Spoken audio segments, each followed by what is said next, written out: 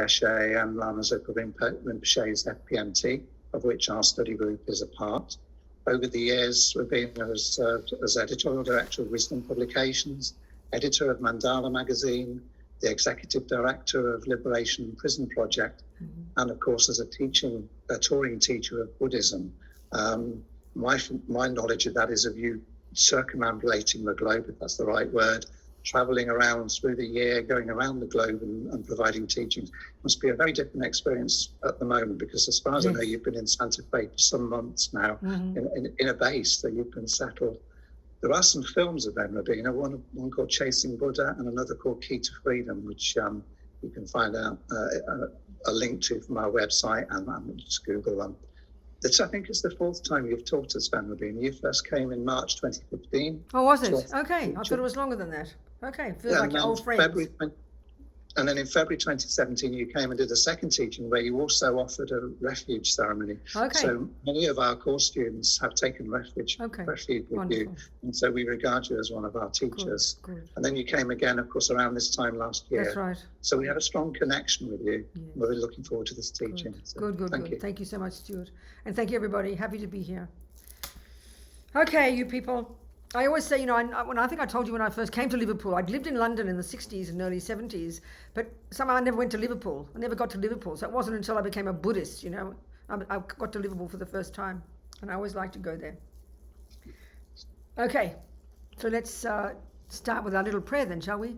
You going to put it up for us, Stuart, or should we just sing it? Yeah. Good. Yeah, we'll do. So we'll see in the prayer. It's got two parts, okay? Just remember what we're doing. The first two lines are just for those of us who already identify with being Buddhists. We're kind of reiterating, isn't it, our reliance on the Buddha and his teachings. It's good to do that. And for those of us who aren't Buddhists, that's okay. But the second two lines are stating our purpose, why we're here together, listening to these words, this Buddha's view, in particular, the more advanced stages of the Bodhisattva path, the final stages of the Bodhisattva path to Buddhahood, these 6 perfections. Why? So we can take some tools from this to help us, in fact, become a Buddha, which, according to the Mahayana, is the natural potential of all of us. And why would we want to do that? Well, because it's our natural potential. It's who we really are. So, it will achieve our own purpose. And, of course, because we're fully developed, we'll be able to achieve the purpose of others as well. So thinking like that. Sangye charang choke chognam la jangcho baru dagni kyab suchi. Dagi chönyen gipa sonam ki drola penchir sange drupa shog. That's the third line is actually not by my practice of giving and the other perfections. It's by the merit of listening to the teaching. So instead of saying jin sog, we say chönyen. Sangye charang soke chognam la jangcho baru dagni kyab suchi dagi chönyen gipa sonam ki drola penchir sangye drupa shog. Sangye charang soke chognam la jangcho baru dagni kyab suchi dagi chönyen gipa sonam ki drola penchir sangye drupa shog. Okay. Thank you so much, Stuart. So the 6 perfections, let's put it in context, okay? I mean, we hear these words, there's all these titles that we hear popping out of nowhere, like pop-up teachings, but always what's so important, isn't it, is to see it in the context of the big picture, to see it in the framework of this marvelous packaging of the teachings that is unique to these Tibetans, coming from Atisha, the Indian yogi and master, who went to Tibet in the 11th century or something, wasn't it? 11th, 12th century, whenever it was, I forget. And he kind of wrote this little text called Light That Guides You on Your Way. And what he did was, and then Tsongkhapa, our lineage Lama in the 14th century, took that as his basis for his incredible literature called the Lam Rim literature, this literature of gradual path, they call it. And really what that is a course to Buddhahood. You enter into a course, and that course you'll graduate as a Buddha.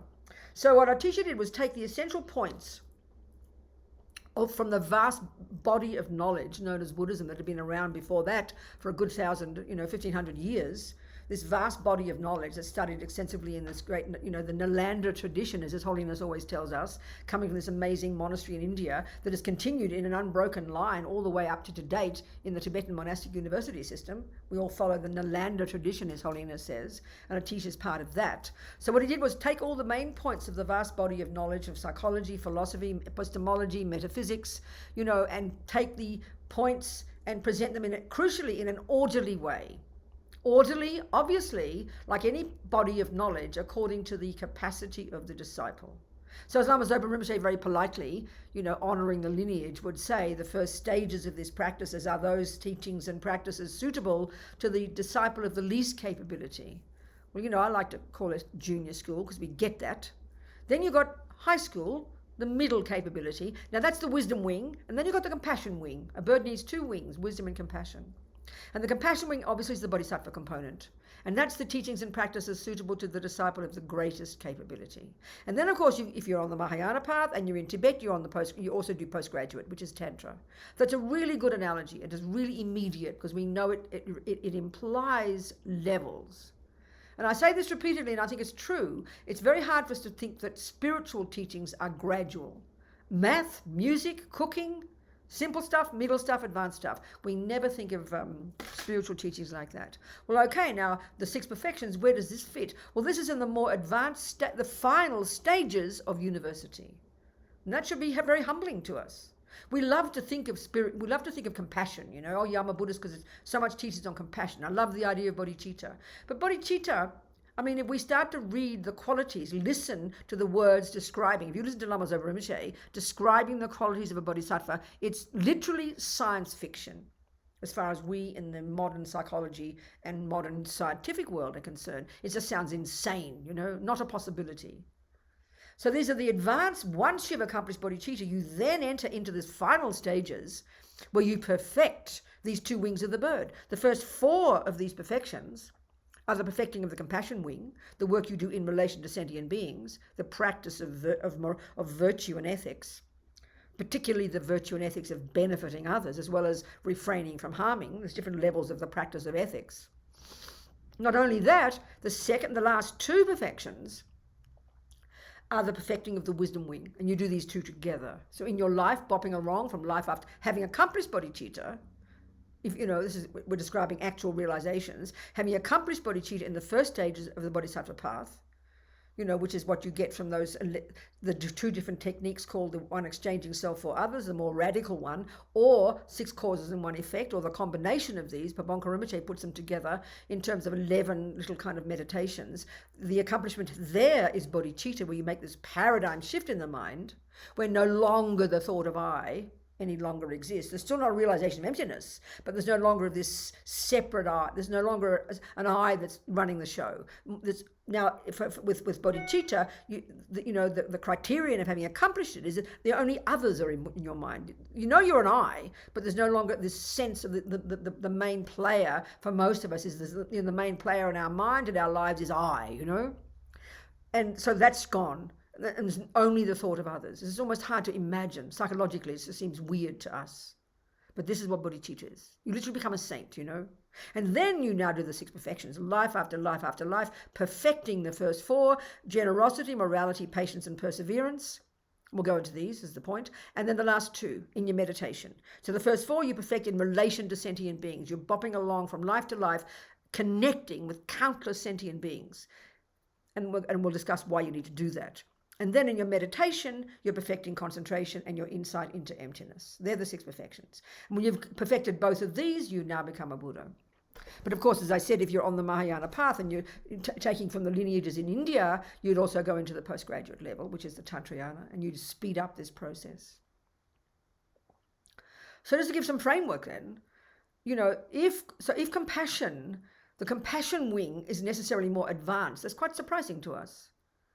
Before we even go into the 6 perfections, let's just quickly look at what compassion is and what love is, and then see how they lead to bodhicitta and what that is, in order to understand the 6 perfections, and then that'll imply for us absolutely what we need to have accomplished in junior school and high school, which is the wisdom wing, which is the Hinayana component of the path, the Theravada component, junior school and high school.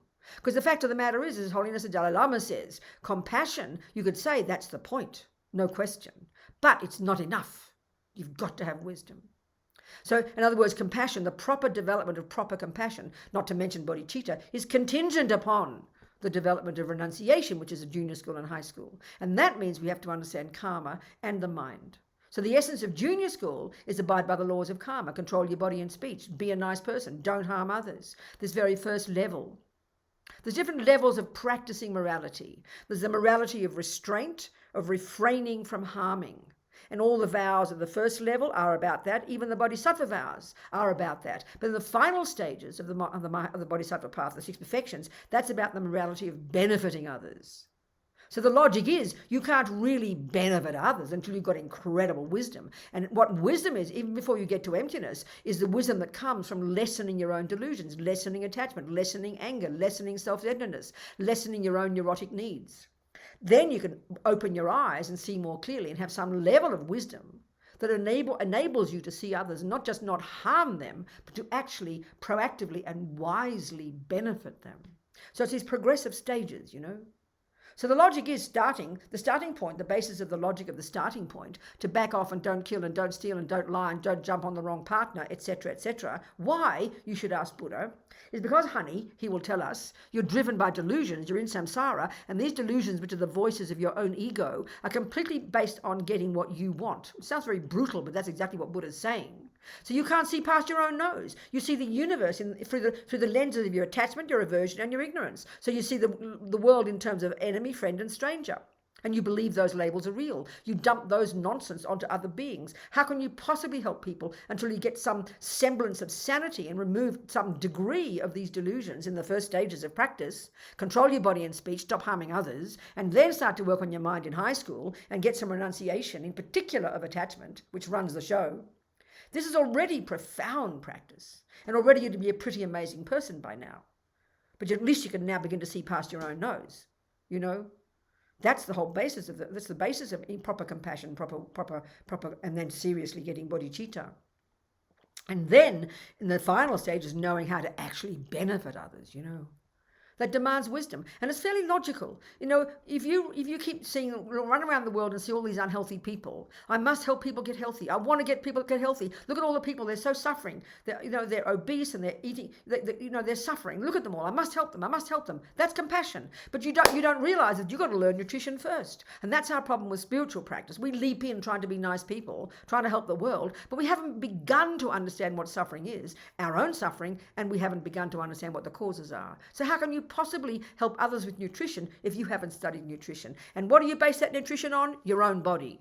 So wisdom, you've got to develop the wisdom to know about nutrition for yourself. Then that informs your ability to help others. Everything's like that. But when it comes to spiritual practice, we don't think that way.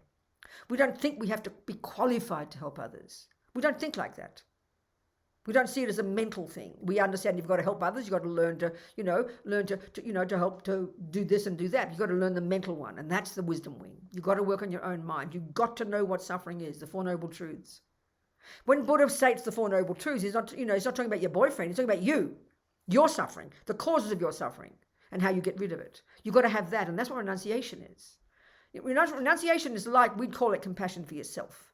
You've got to have this first. It's not possible to have the proper compassion that Buddha's talking about until you've got compassion for yourself, which is not, the Buddha doesn't say it, we say it that way, which means you've got to understand karma, first scope. You've got to understand the mind, Buddhist psychology, which is vast, be your own therapist, second scope. That's the wisdom wing. Now, to some degree, you're qualified to continue to realize we're all in the same boat, and now you continue the morality of refraining from others by living in the bodhisattva vows, or even living according to that without even fully taking the bodhisattva vows, even just the wishing bodhisattva vows, the wish to be a benefit to others. But you've got to do all the work of refraining from harming first. Then you're qualified to benefit, So the 6 perfections is the final stages. So advanced. Of course, we can hear it according to our level. And let's just talk about it, and I can only talk about it at a simple level, So let's just do that. So first you control your body and speech and you stop harming others. Why? Because you're sick of suffering. Second, you start to control your mind, because that's the source of your suffering. You get some renunciation, and you'd be pretty blissful by that point. Then you move into the compassion wing, and you start there's different techniques, starting with equanimity. But let's look at equanimity first, because that informs all our ability to then develop love and compassion and go to the 6 perfections. So when we understand equanimity, we can move forward, So equanimity is the basis of the beginnings of all of the practices in the compassion wing that culminate in bodhicitta. So equanimity, it's taking the same model of mind that we learned about in high school in the middle scope, which talks about the 3 poisons. Buddha's got a view of the mind, a model of the mind. Then he talks about 84,000 distinct different neurotic states of mind. It's like this map of the mind. It's unbelievable, which came from the Indians before him, these genius yogis, And so they all subsume, though, into these 3. As Ling Rinpoche, the young Ling Rinpoche, he says 21,000 of those 84,000 neurotic states of mind are rooted in ignorance, the root delusion. Another 21,000 are rooted in attachment, the main voice of the ego grasping, the root delusion. And then another 21,000 are rooted in aversion or anger, which is the response when attachment doesn't get what it wants. And then the fourth 21,000 are rooted in all 3. So there's a very clear, coherent model of the mind, So these 3 poisons run the universe. So psychologically, this sounds very simplistic to us. You don't go to your therapist, I got annoyed today. She'll tell you to shut up and go home and only come back when you want to kill your husband. It's not enough just to get annoyed, Well, Buddha says, no, we've got to look into our mind and look at all these things running the show.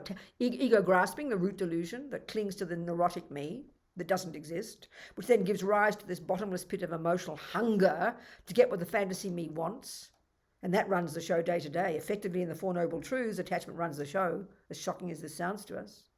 And then when attachment is thwarted, which is 1,000 times a day, aversion is the 3rd one. So these 3 are huge. Now in the compassion wing, we're still using this as our basis, but we're now looking at the objects of those 3 delusions in terms of sentient beings. In the compassion wing, what we're trying to do is we're continuing to work on our mind. That never changes. But here we're now looking at the world in terms of these 3, how we see sentient beings through the lenses of these 3 delusions. So we know those 3 categories are very clear. There's no 4th category. The objects of attachment we can call friend. The object of aversion or anger we can call enemy. The object of ignorance, and here's a particular function of the root ignorance, it's called indifference, uncaring. And that's friend, enemy, and stranger. Think about it, there is no 4th category of sentient being on this planet.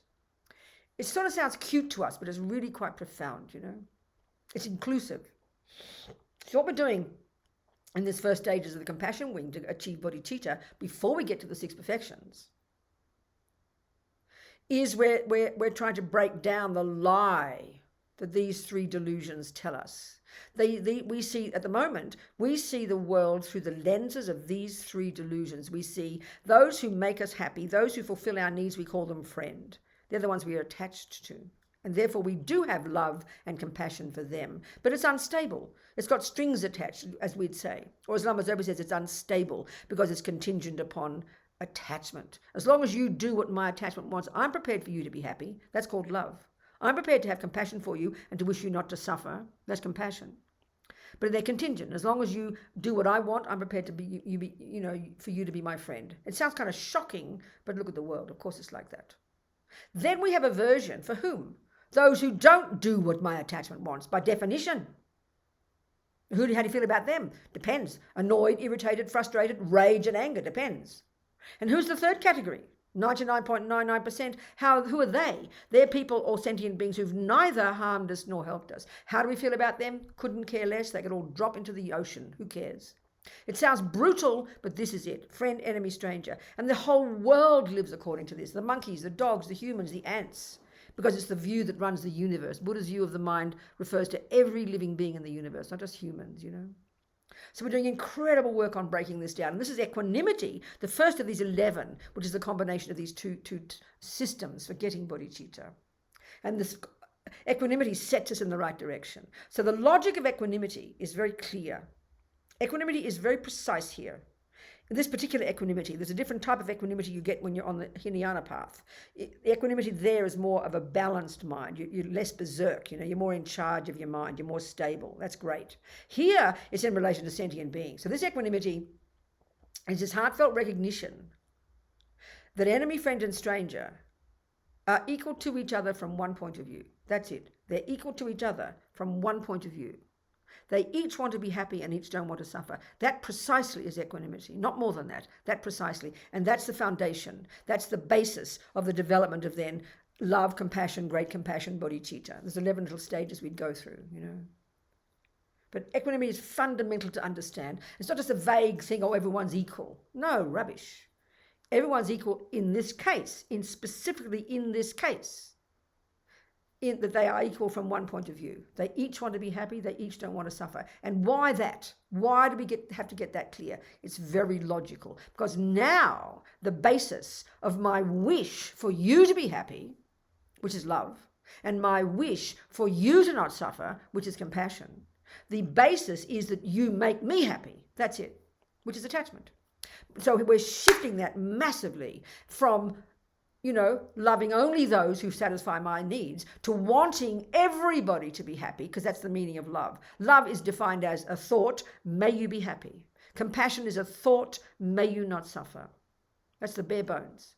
Right now we have those, but only for that small category. And occasionally from some strangers. We read the newspaper, we're a bit moved by those animals suffering or something, but it won't last because they're strangers to us. Once we close the newspaper, close the iPad, we forget about them. Here, this equanimity is massive. We've got to see the logic. It's logical. Don't think of it as emotional. It's logical. That when we're trying to get ourselves out of the equation, when we start to get equanimity, we get ourselves out of the equation. We're trying to see from the other people's point of view, these three people. Even as we're talking, think of them right now. To the left, a friend. In front of you, the three in front. To the left, a friend, a beloved. In front of you, an enemy. And even a person who annoys you slightly, whom you have aversion for, they irritate you. And to the right of a stranger. These three, the universe is divided into these three categories. And we're trying to see the illogic of these three categories. They're projections made up by the needy little mind, But from the other people's point of view, get into their shoes and you will see that the fundamental thing they share, whether they're a pedophile or a saint, this is not the issue. They each want to be happy and don't want to suffer. This is a fundamental point the Buddha makes. That's what drives every being just naturally, okay? So this is super, super important to get clear. This is equanimity. And then on the basis of the logic that everybody is the same in wishing to be happy and not suffer, I then to try to cultivate the love that the wish that they be happy, not because you make me happy, because you want to be happy. And the wish that you don't suffer, not because you love me and have compassion for me, but because you don't want to suffer. That becomes the shift. That's the reason. That's the basis of the logic of developing love, compassion, great compassion, bodhicitta on it. That's it. It's very clear. You need to think about it, of course. It's not wishy-washy. It's not sentimental. When we think of compassion meditations, we get all kind of gooey and teary-eyed. It's just so emotional. You've got to use logic to deconstruct ego's misconceptions, to argue with them, because there's no basis.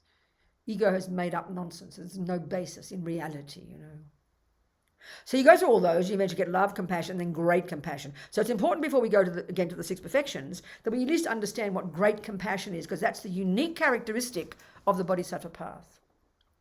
You could be on the first stages of practice and you want to achieve your own liberation, which is what if you go to Burma, go to Thailand, they're the teachings you'd learn, just the same as here, exactly the same. But the thing is, you'd graduate there. You'd graduate at the middle scope.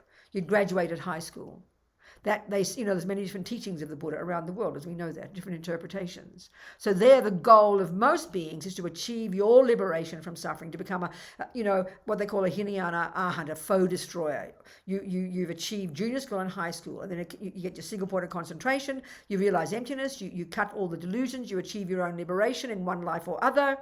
And then because for lifetime after lifetime after lifetime, you've been programmed with your goal, which is renunciation, which is pretty stupendous, Renunciation, Lama Zopa says, you've got renunciation when just the thought of another moment of attachment is so repulsive. It's like being in a septic tank. So way to go, people, okay? Don't be humble and patient with yourself, please. It's going to be a while before we get it, but at least you know what it is. So when you've got that, which is pretty stupendous, you'd be a blissful person by then. You'd be full of love, full of compassion, full of generosity. You'd be a joyful, amazing person. Don't doubt it. But the point is, because your delusions are gone, once you realize emptiness and once you've perfected that realization, and whichever life it is that you achieve your own liberation, and you've cut all the nonsense and you've only got joy and bliss and clarity and kindness and love left, what else is there?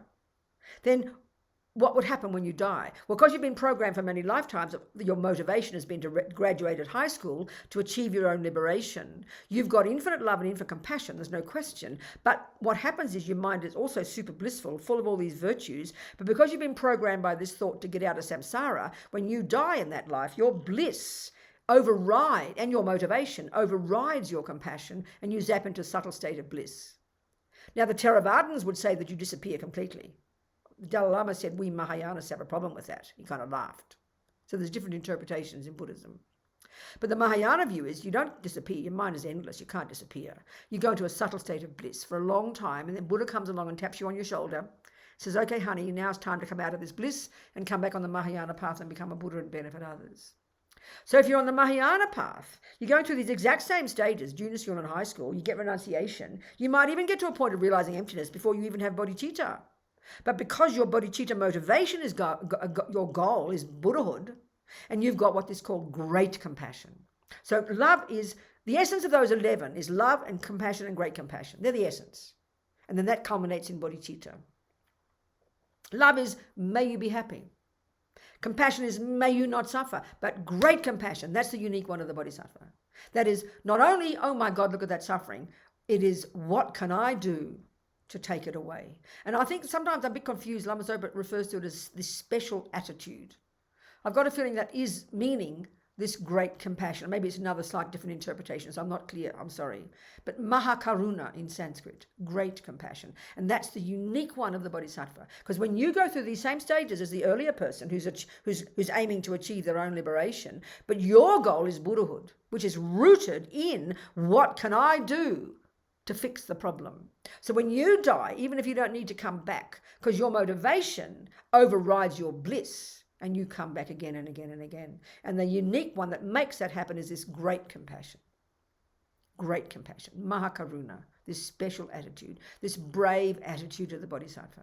I mean, it's outrageous, you know. When you hear the stories of bodhisattvas, I mean, even if anybody knows Lama Zopa, I'm not even saying if you think he's your Lama, but if you hear about his life and hear what he's like and hear what he does and hear how he talks, you've got to deduce, you know, this person has to be at least a bodhisattva at some level. Forget Buddha. It's like ridiculous. It's like another world. You can't imagine it, you know. Or you think of His Holiness. He was appointed to run Tibet in the big dramas when he was 15. He's now 85. He hasn't stopped for 70 years, you know. And he's perky and happy. Since he's 15, he's perky and happy. You'll see it. If you summarize the nightmare of his last 70 years, it's enough reason to be completely out of your brain with misery and want to kill every Chinese communist on the planet. But he's a happy, funny guy who cracks jokes about Mao Zedong. He's still happy and funny and cracks jokes. You got to think, what in the name of God does this man do to become like this? It's because he's got wisdom and compassion. They say he's done the job. He's a Buddha, you know. So when you have these living examples, and Dalai Lama makes a purpose of being very ordinary, you know. Lama Zopa looks like from another planet sometimes.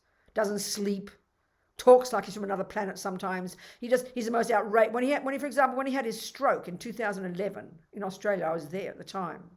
And that evening, once they took him to hospital, and Roger was filming and videoing, you know, and had a little message from Lama Zopa. When he's talking that evening after his stroke, we saw it the next morning, he sounded like a drunk, senile person, but he was laughing. Apparently in this Catholic hospital, these nuns could not get over these insane Tibetan and also Roger's an Australian monks who just were laughing. Rinpoche's laughing the whole time. He's joyful. I mean, it seems almost peculiar to think you're joyful when you're suffering. We just don't get that, you know. You can imagine trying to be joyful, but to actually be joyful. That's what these people are like. It's hard to conceive of this, you know. That's why you've got to read the proper teachings to see literally, theoretically, what the qualities of a bodhisattva are. You know, it's hard to imagine. Certainly in modern psychology, it doesn't seem possible. It seems like just weird, you know. It's like reading the lives of the saints. You just don't think it's possible. So, but Buddha says it is possible. Because delusions are gone. When delusions are gone, then we can have these virtues that can kind of go, the virtues can go berserk, you know. Anyway, so now let's look at the 6 perfections, okay? The final stages of your development to become a Buddha. So on the sutra path, of course, you've got to, there's one way they always describe, and you see it in the prayers and you see it in the teachings, you've got to accumulate the two accumulations. So it's a bit like, in order to build a 100-story house, you need a certain amount of money, a certain amount of conditions, a certain amount of energy, and it's called, let's say, label it money. Might need $20 million. So it takes a while to accumulate the $20 million. Well, sometimes there are quick methods to get $20 million, and sometimes there are slow methods to get $20 million. We know that. So the sutra path is a slow method, but it's going to take many, many, many lifetimes to accumulate the accumulation of the wisdom wing, which is wisdom, to get to cut the delusions so you can see reality as it is and achieve the wisdom of realizing emptiness. And then you need to accumulate masses and masses and masses of the other wing. So they talk about often the accumulation of wisdom and the accumulation of merit. So the accumulation of merit is this virtue of benefiting others, this virtue of not harming. So it takes a long time. It's sort of like walking slowly somewhere or flying somewhere. So the sutra path is walking slowly to accumulate this accumulation in order that culminates in the Buddhahood.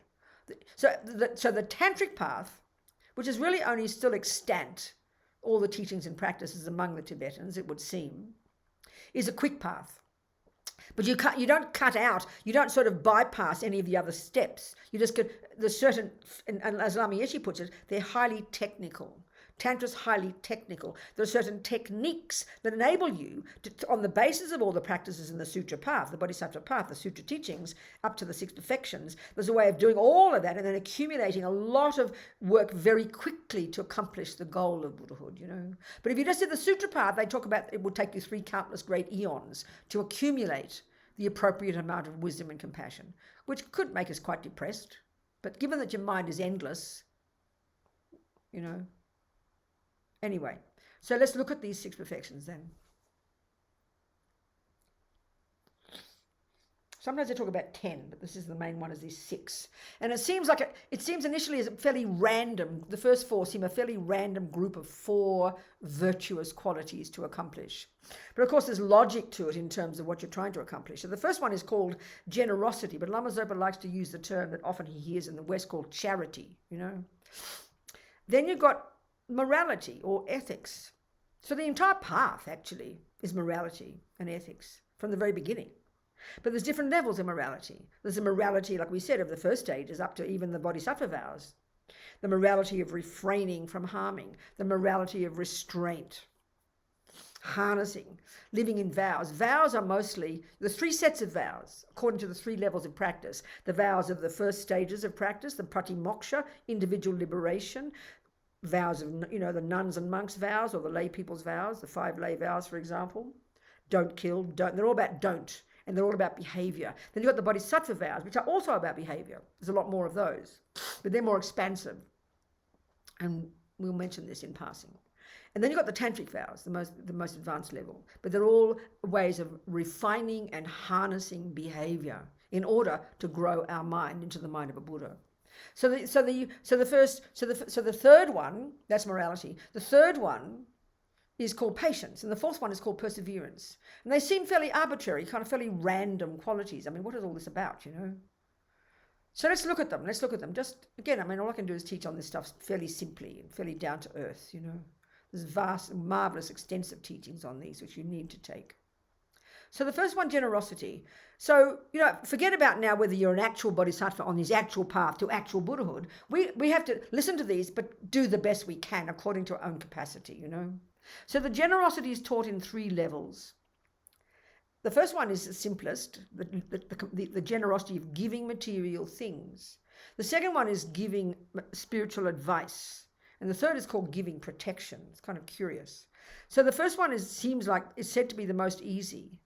And the second one is more advanced, giving spiritual advice. But I think we prefer the second one. We love to give advice, even if we're not qualified. We find it easy to give advice. But to give a pound, to give a 2-pound coin, I'm not so sure, That looks very valuable to us. But advice, easy peasy, out the mouth it comes.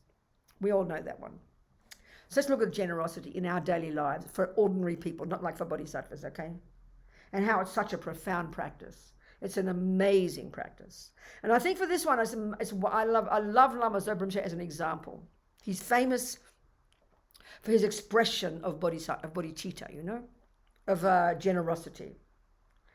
And for me, I always talk about this because I learned so much about this when I had to run the prison project. I was editing Mandala, the FPMT magazine at the time. This is about 1994 when I first moved to California. Editing Mandala, 95 actually. And this letter came from this young man in prison, Arturo.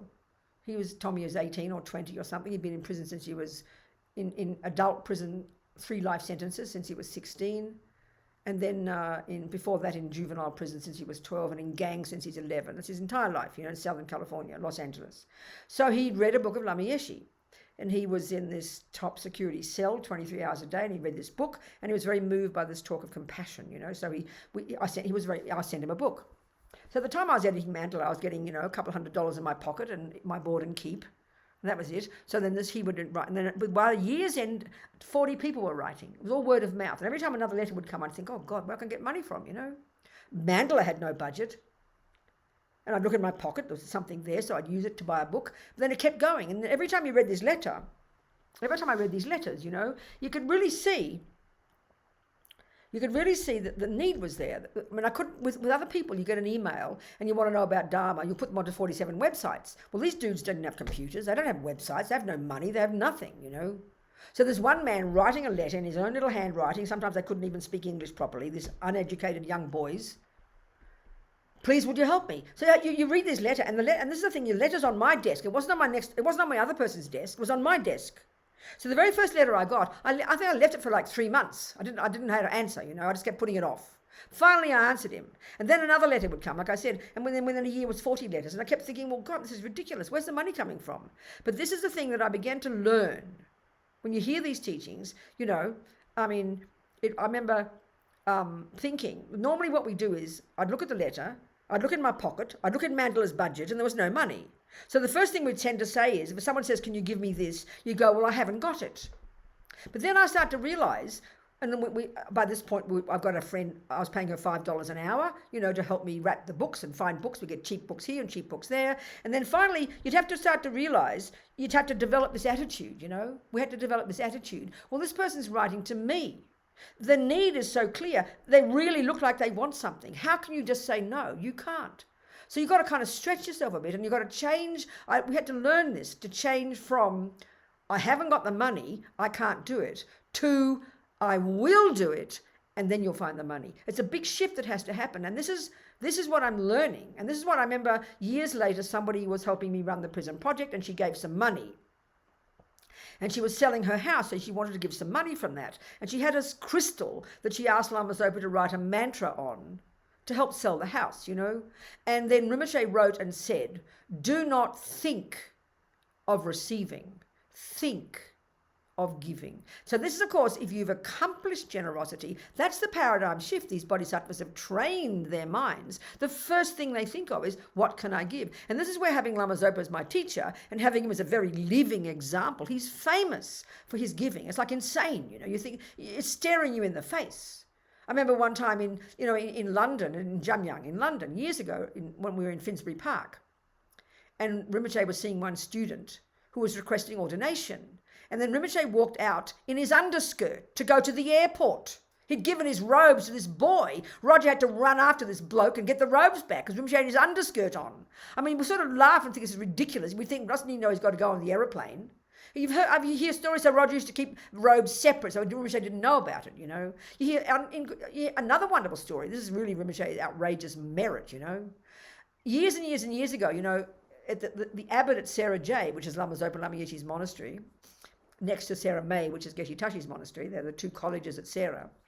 This is 20 years ago, before the Sarah J Food Fund started. The abbot asked Lama Zopa to raise money, which meant like a couple of $1 million, to put it in a fund, and then the interest of that fund to feed the monks, because the monasteries are very medieval.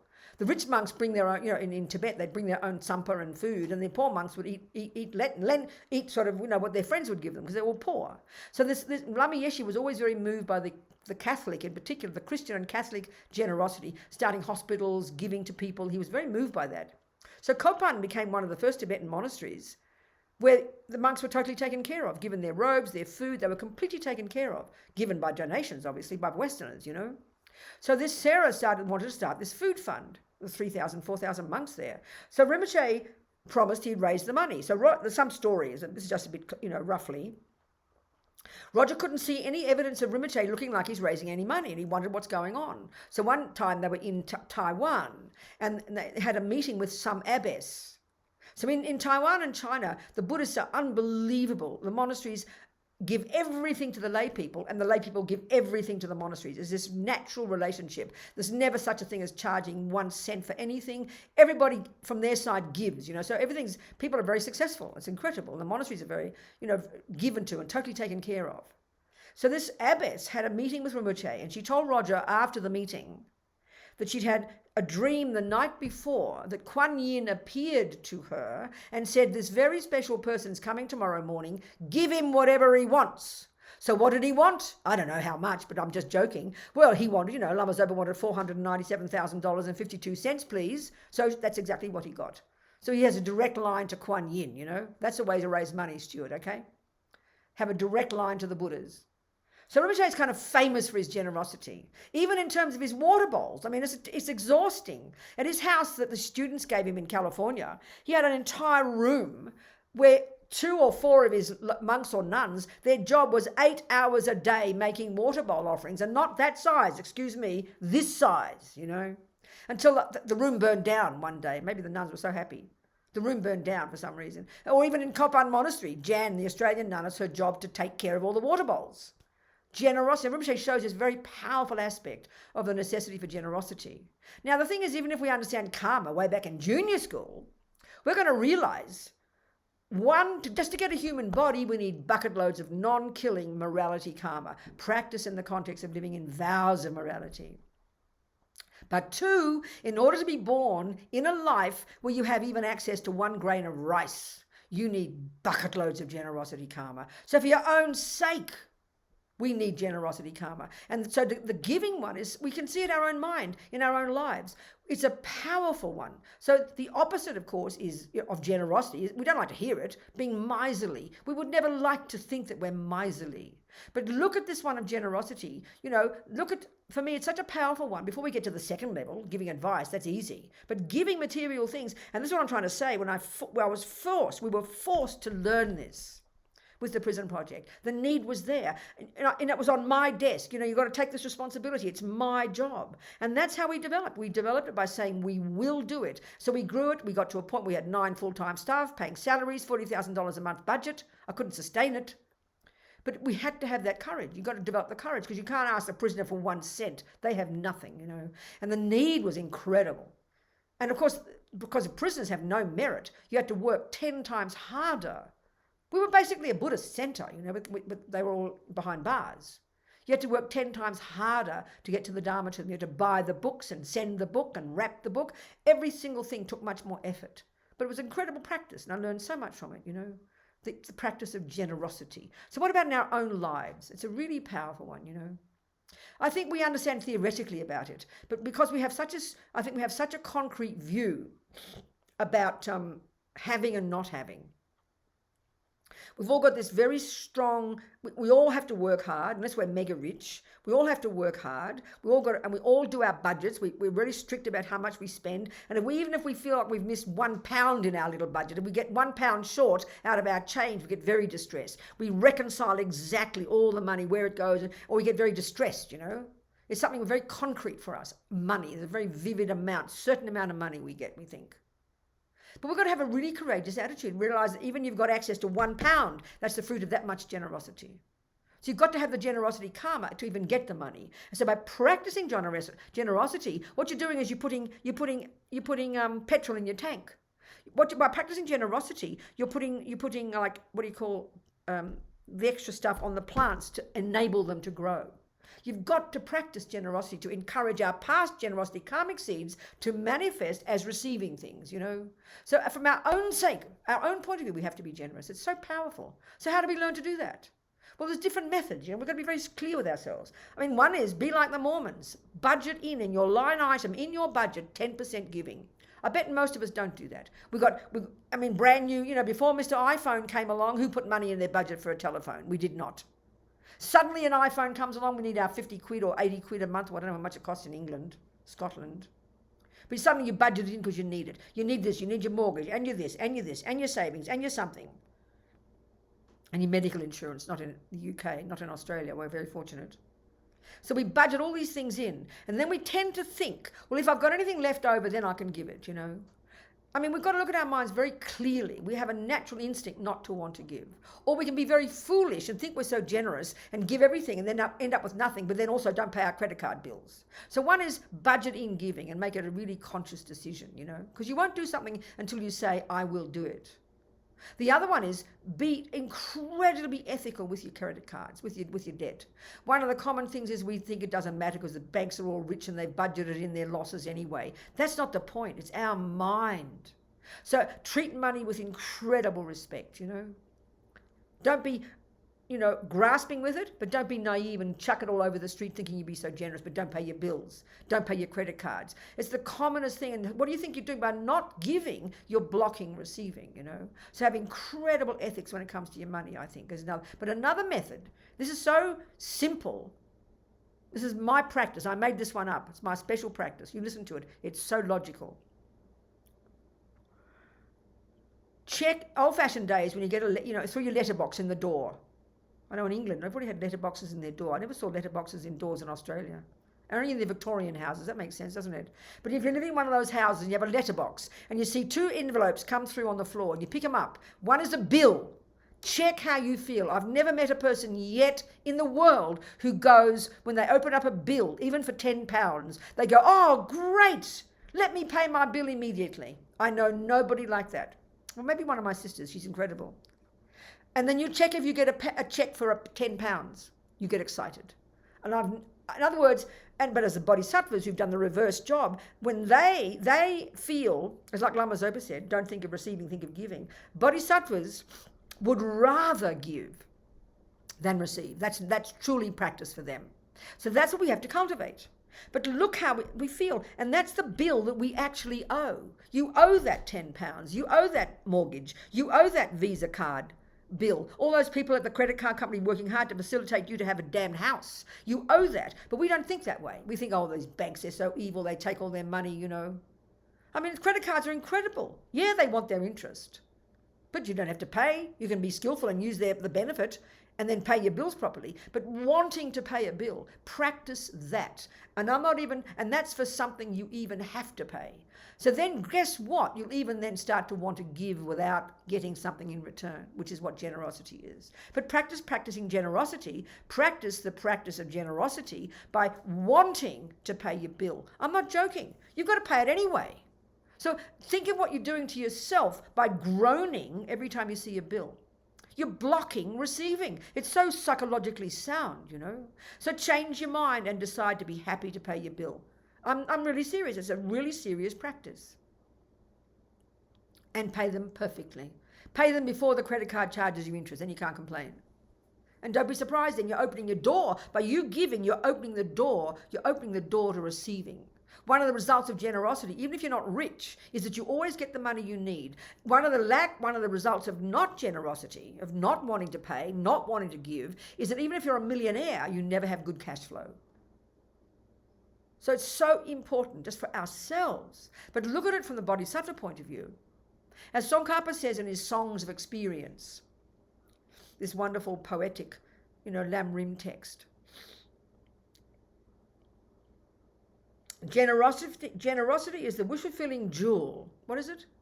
I forget the lines now. Generosity is the wish-fulfilling jewel with which you can fulfill the hopes of all sentient beings. It's the first of the perfections. It's the basis of the activity of the bodhisattvas in that it develops the selflessness and undaunted courage to lead all sentient beings to enlightenment. It's the first of these and the least difficult. And then so at a deeper level, generosity is a wish to give. You see a sentient being and you think, what can I give? What can I do? That's what it is. You're opening the door to this one of the bodhisattva to only exist for others. So giving things is the most powerful one. When we see this, it's mine. I have mine, When we get, he said, we're happy to give money if we get something for it. We're happy to go to the coffee shop and pay our £10 for a coffee and a cake, because you get cake and coffee for it. But the bloke outside who wants, you might give him 50p. I mean, you might have given 50p in 1940, okay? When I was in London first, in 1967, and the bus cost 4p. I remember the buses cost 4p. I earned £13 a week. Then maybe I would have given 4p, Now, you could give at least £5, please. What can you do with 4p? Nothing. It's ridiculous. So we've got to have the attitude, the wish to give. But then I also find so fascinating, we all understand commerce. We love commerce. We know very well you walk into Starbucks or whatever the shop is. Well, they went broke, the other one. What's that big one, the French name? They all went broke, didn't they? Didn't it go broke? And Valerie's in Soho went, oh, you're in Liverpool. Not in London. I'm sorry, I was thinking about London. Never mind. You know Valerie's? Did Valerie's come up to that big French cafe? They went broke too. They expanded too quick. They had a cafe back in the 60s in Soho, and I always used to go to Valerie's. I loved Valerie's.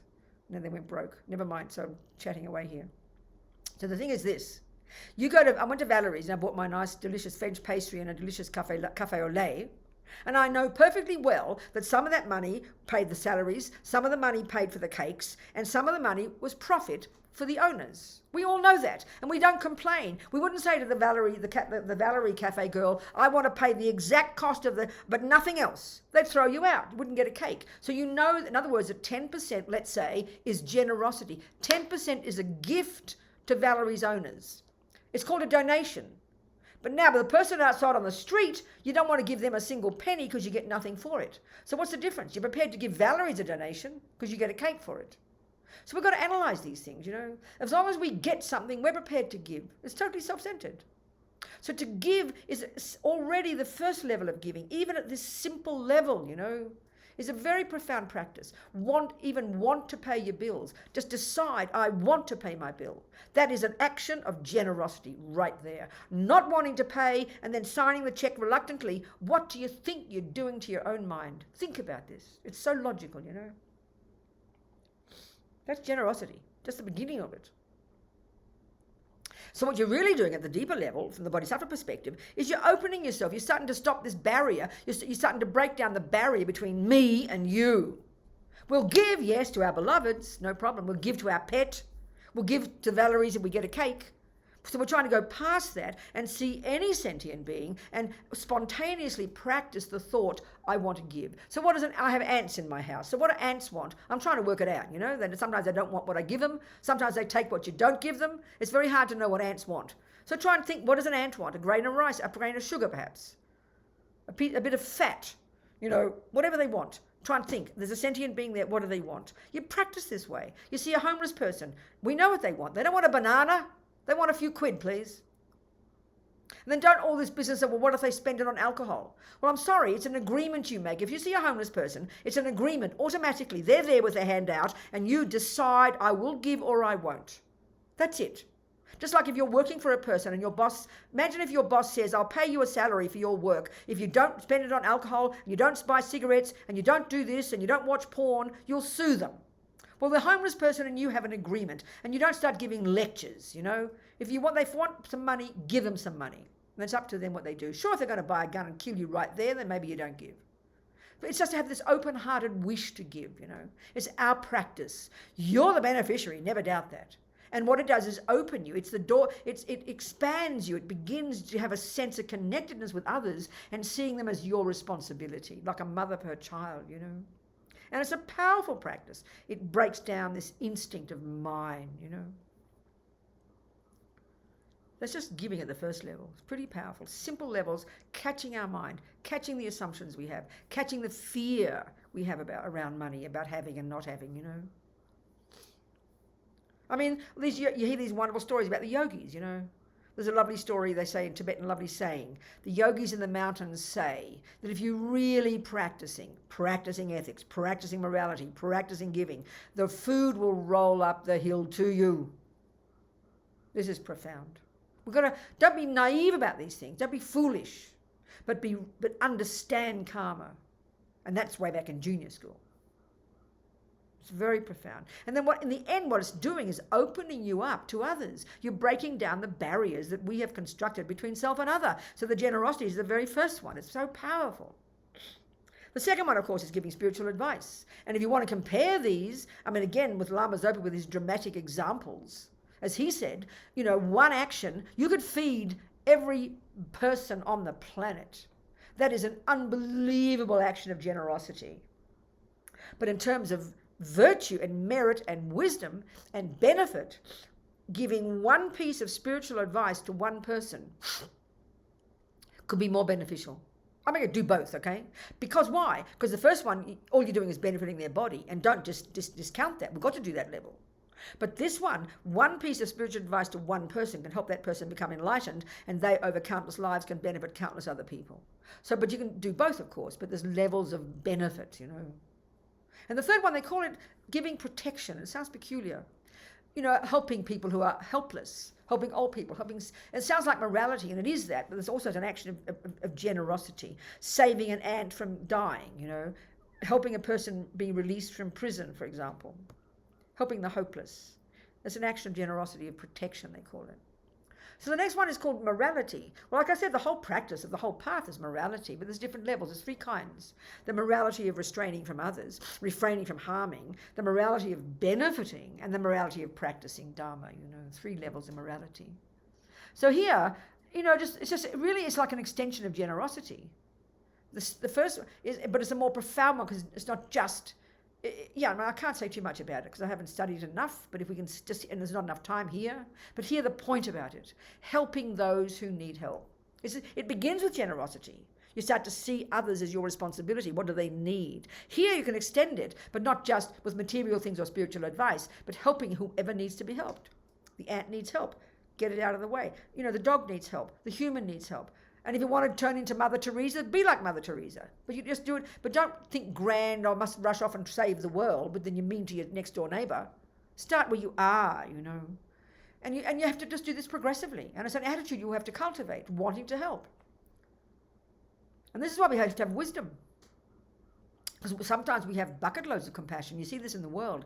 Many people have really big hearts and want to help, but we haven't trained ourselves in wisdom, which means we've still got overwhelmed by attachment, overwhelmed by anxiety, overwhelmed by our anger, overwhelmed by our stress. So we get exhausted by helping others. But the more you pace yourself and the more you have wisdom in junior school and high school, the more you're able to stretch yourself here and gradually help more and more. Because more and more you're lessening the sense of I and you're in the self of, the key one, of course, is, okay, for us ordinary people who haven't yet achieved bodhicitta, the key problem in the first stages of practice is called attachment. That's the enemy. And we have to learn that deeply and understand it deeply and deconstruct it and learn to give it up.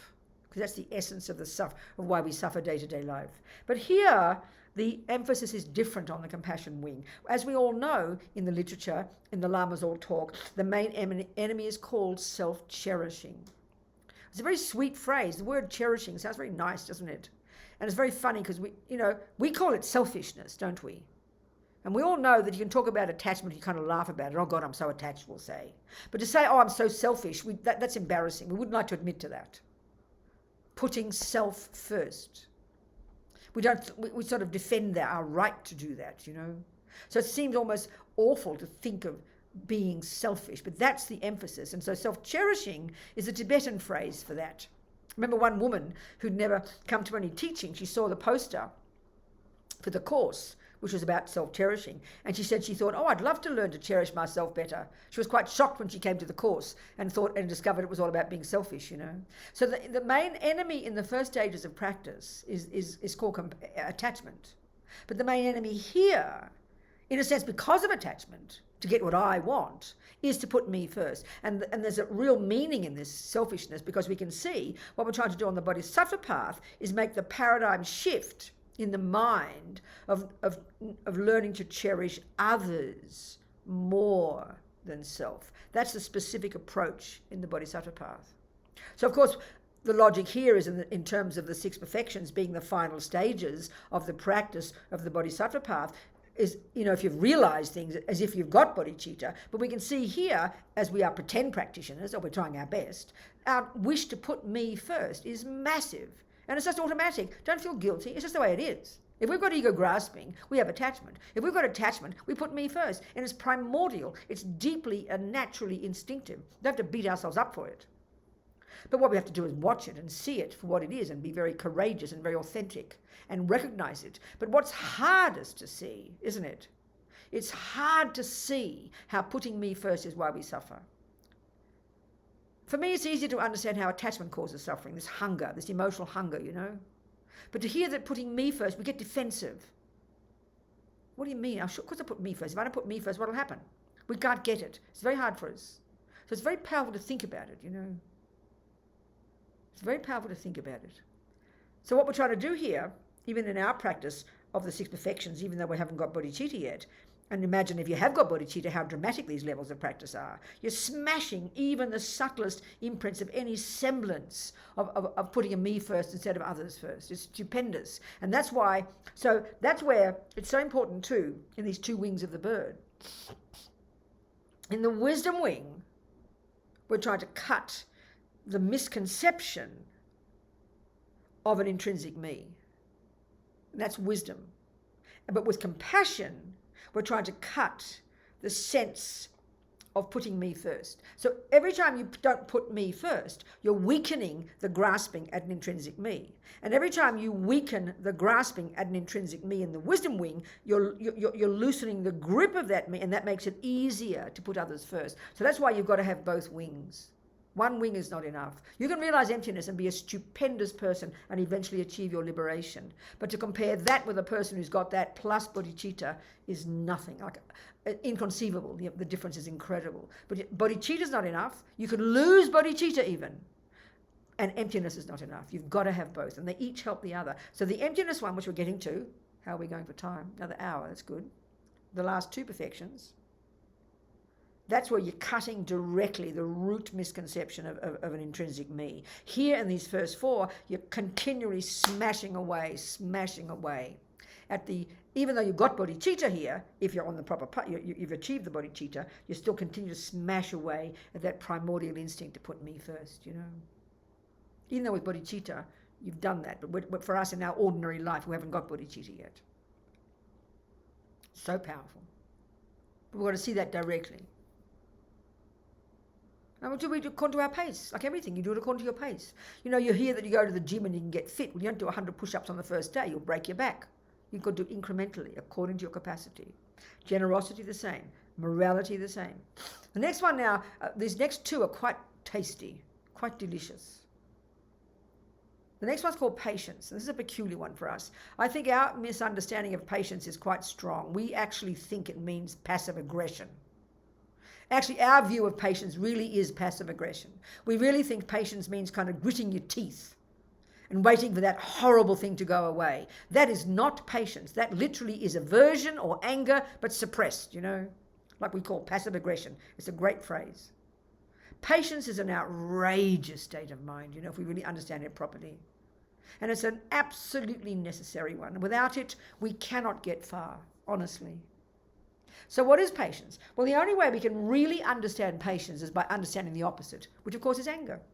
And we do this way back in high school. We learn about the mind way back in high school. We learn to control the voice, the servants of anger in junior school. You don't shout, you don't kill, you don't, do things based on anger. So we're harnessing our anger all the way through. Now we go to, and then in the next level, in the Bodhisattva path, in our development of bodhicitta, we know this is amazing, outrageous level of practice that Lama Zopa talks about all the time, called transforming problems into happiness. Even there, it's like a really outrageous, radical practice of patience. But here, even more, we perfect it. So when we look at transforming problems into happiness, that's exactly telling us what patience is. So right now, with attachment being the basis, this bottomless pit of emotional hunger to get what I want every second, that's what attachment is. Attachment is junkie that only can bear the nice things. Attachment is the junkie in us that's running the show, that only wants the nice things, that can only stand the nice things, that cannot stand the bad things. And what is the bad thing? The bad thing is what my attachment doesn't want. The good thing is what my attachment wants. So that's the junkie in us, and that's what we start to deal with in high school. So when we get to the Bodhisattva path, we start to learn to greet problems. It's like Lama Zopa says, we need to learn to like problems. like we like ice cream. And that's why these Lama Zopa, when he had his stroke, it's hard to see it, imagine it, that he was happy to have problems. The bodhisattvas are happy to have problems. It's so bizarre, but what are they doing? The bottom line is this. On the compassion wing, what's driving you all the time? What's driving you all the time is this powerful wish to be of benefit to others, because their suffering is so unbearable, and you must become a Buddha because of that, because then you're fully qualified. That's what's underpinning everything you're doing when you've really got bodhicitta. It's like fierce.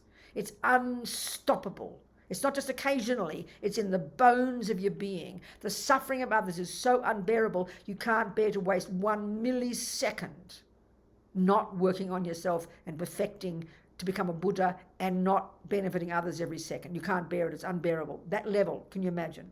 So, what is it then? Think about this. What is it that's stopping you this minute from being a Buddha? Is your delusions. That's it.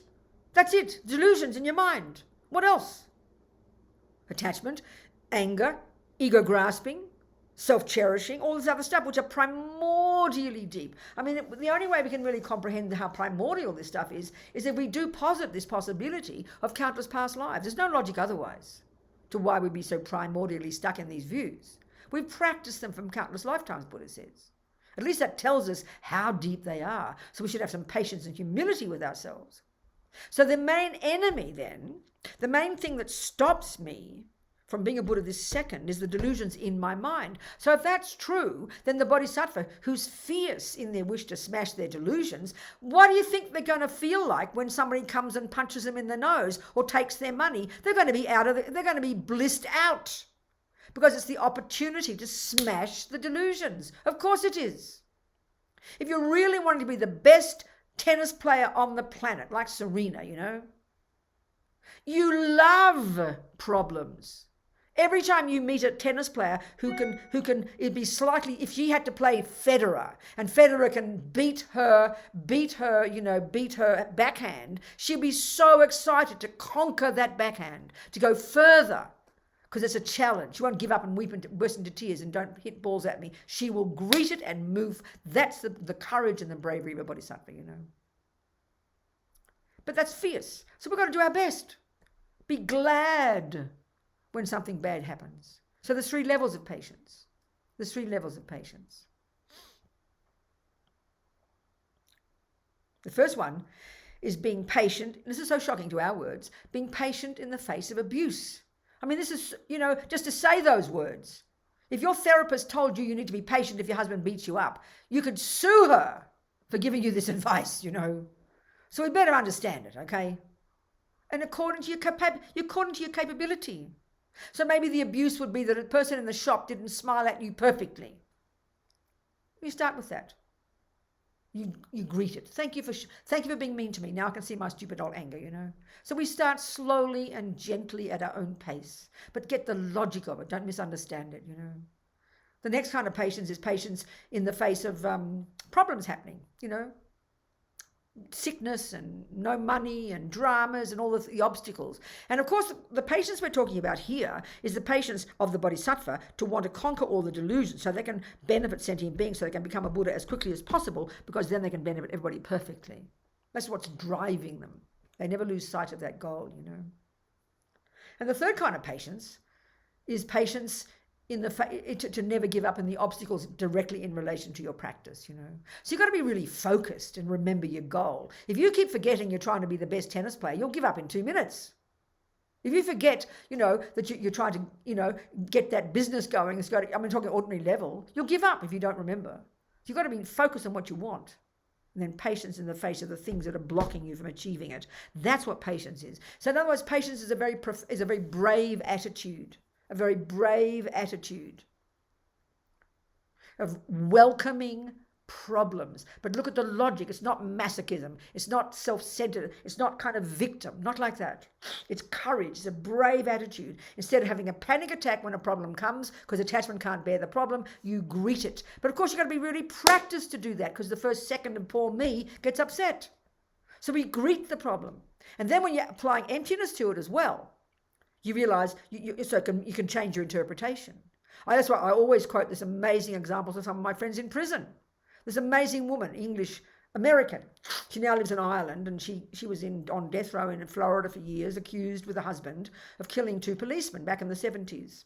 And she told her story, and it's like outrageous. She's such an example, you know. She wasn't Buddhist, but I know her now. She's out of prison, and she's living in Ireland with a fellow who was also accused by the British of killing 2 people.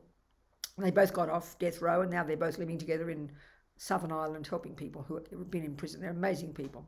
This woman, she, Sunny, her name is, at some point, she was completely innocent, hitching with her husband, with their 2 kids, hippie. She was a hippie in the 70s, a little hippie, you know, and got picked up by 2 guys. I forget the exact story. And the 2 guys got stopped by the police, and the 2 guys killed the policeman and blamed the hippie. So they're on death row. So of course you're on death row in Florida, killing 2 policemen is like the worst. You're the worst animal on the planet, you know.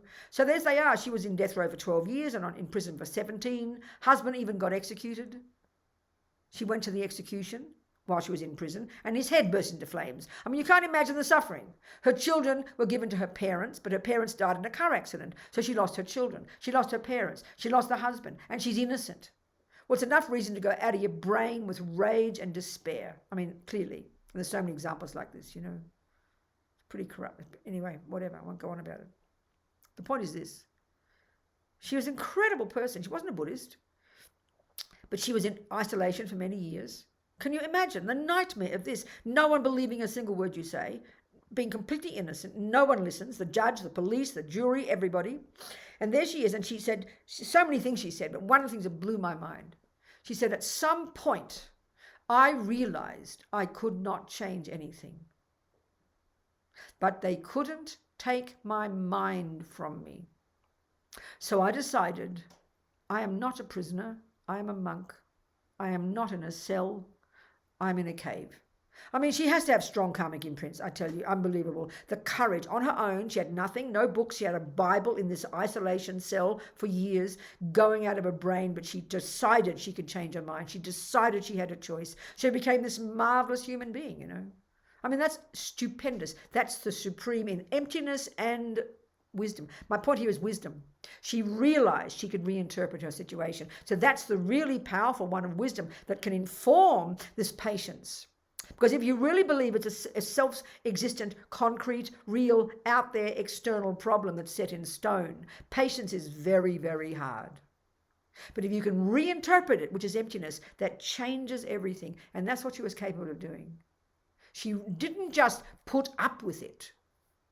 She changed her entire way of interpreting it, and that's emptiness as well. That's stupendous, you know. And that comes very much earlier when we try to transforming our problems, transforming problems into happiness. That's based on emptiness.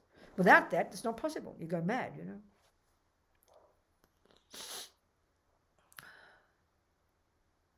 Patience, okay? Just a bit about patience. The next one is outrageous, I tell you. This is something really delicious, this one. Enthusiastic perseverance, or joyful effort or perseverance. They sound cute. And if you think of perseverance, you think of a person stubborn, or you think of joyful effort. You almost can't imagine a weird person making effort joyfully. Sounds weird, you know. So what is it? Well, the way to get it clearly in focus is to see it in the framework of its opposite. And what's that? It's shocking. It's called laziness. This is a big shock for us. We don't like that word at all. But it's like all this stuff, it's logical. Psychologically logical. Okay? So, the first guy, so this, I conflate a couple of these, but never mind. The first laziness, there's 3 levels of laziness. The first kind is so obvious, we've all got it. Forget the second 2. The first one is really profound, you know, really simple and basic and primordial.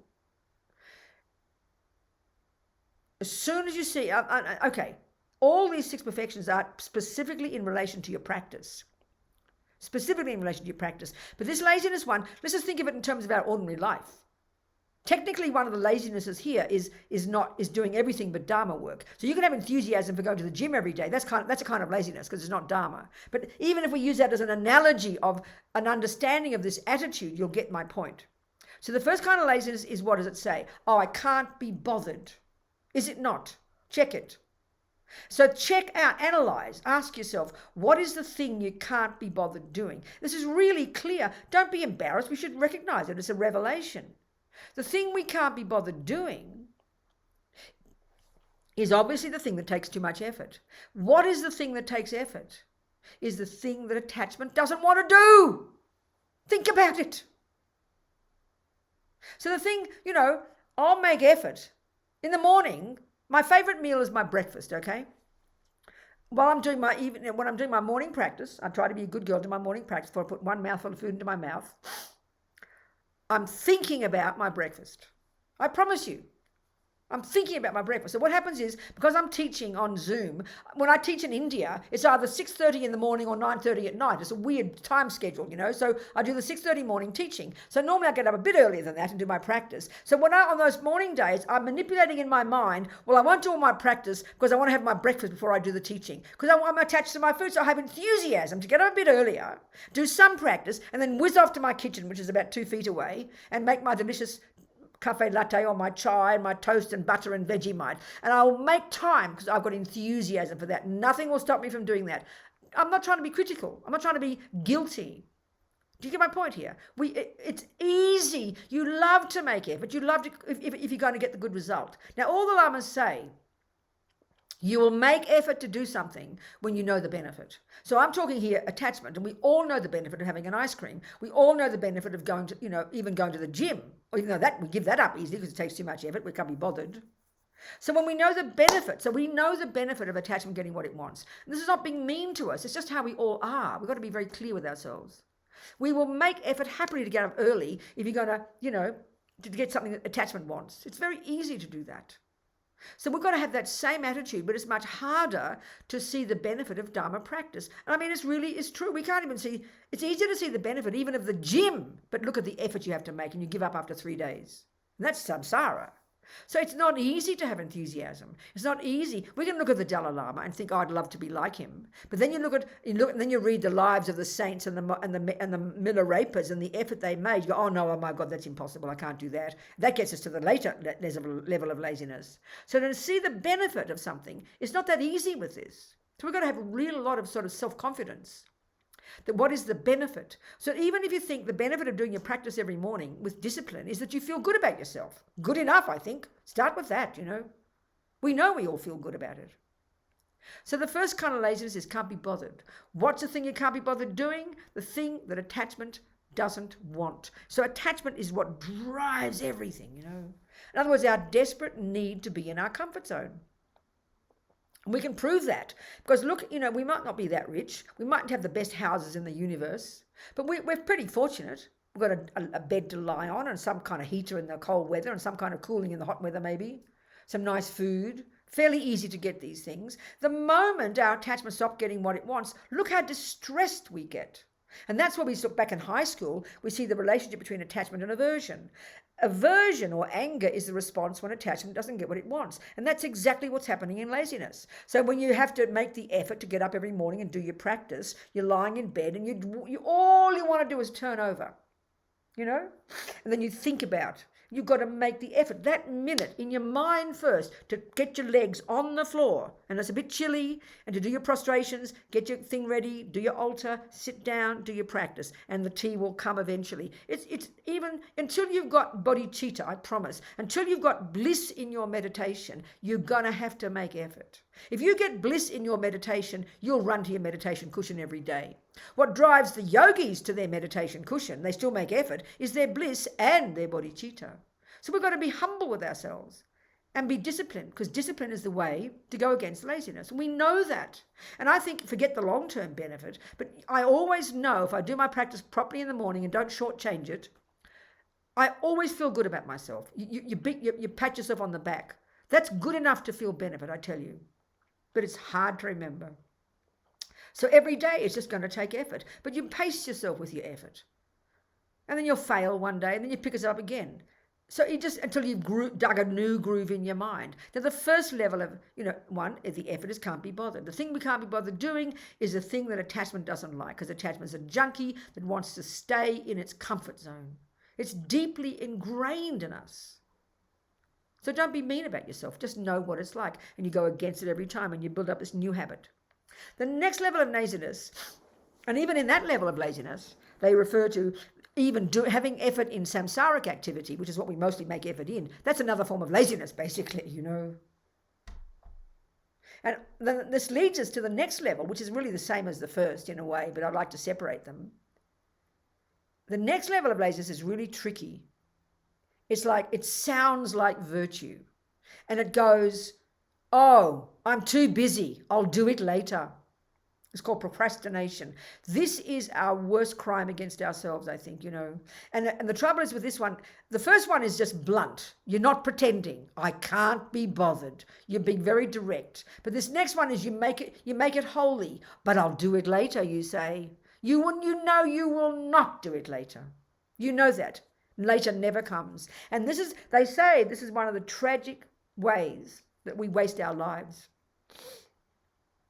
We put off doing what we want to do, our practice, and developing ourselves. We put it off, and it seems to me we carry around like a turtle with its house, you know, all these undone jobs, and the burden of them is so enormous. And they say one of the saddest ways to die is your wasted life, the things you've put off doing. One of my friends, a nun, who's the same age as me, so I've got to be careful, you know, she died. And she said before she died, the regrets of her wasted life. I mean, she didn't waste her life really, but we all put things off all the time. I'll do it later. I'll do it later. Oh, I can't start concentration now. I'll do it later. Oh, I can't do this. I'll do it later. I've only got a minute. I've got to do it later. I'll do retreat. Oh, I'll do it later. I mean, you all know what I'm talking about. We're all the same, you know. And what's the thing you put off doing? I think you'll do it later. The thing you can't be bothered doing. The thing you think, you know, the attachment doesn't like. And then it becomes a terrible burden, carrying these things. And then the thing is, even in your ordinary day-to-day jobs, you can see this. Like on my computer, I have all my jobs. And I'm lucky I've got all my jobs are Dharma jobs.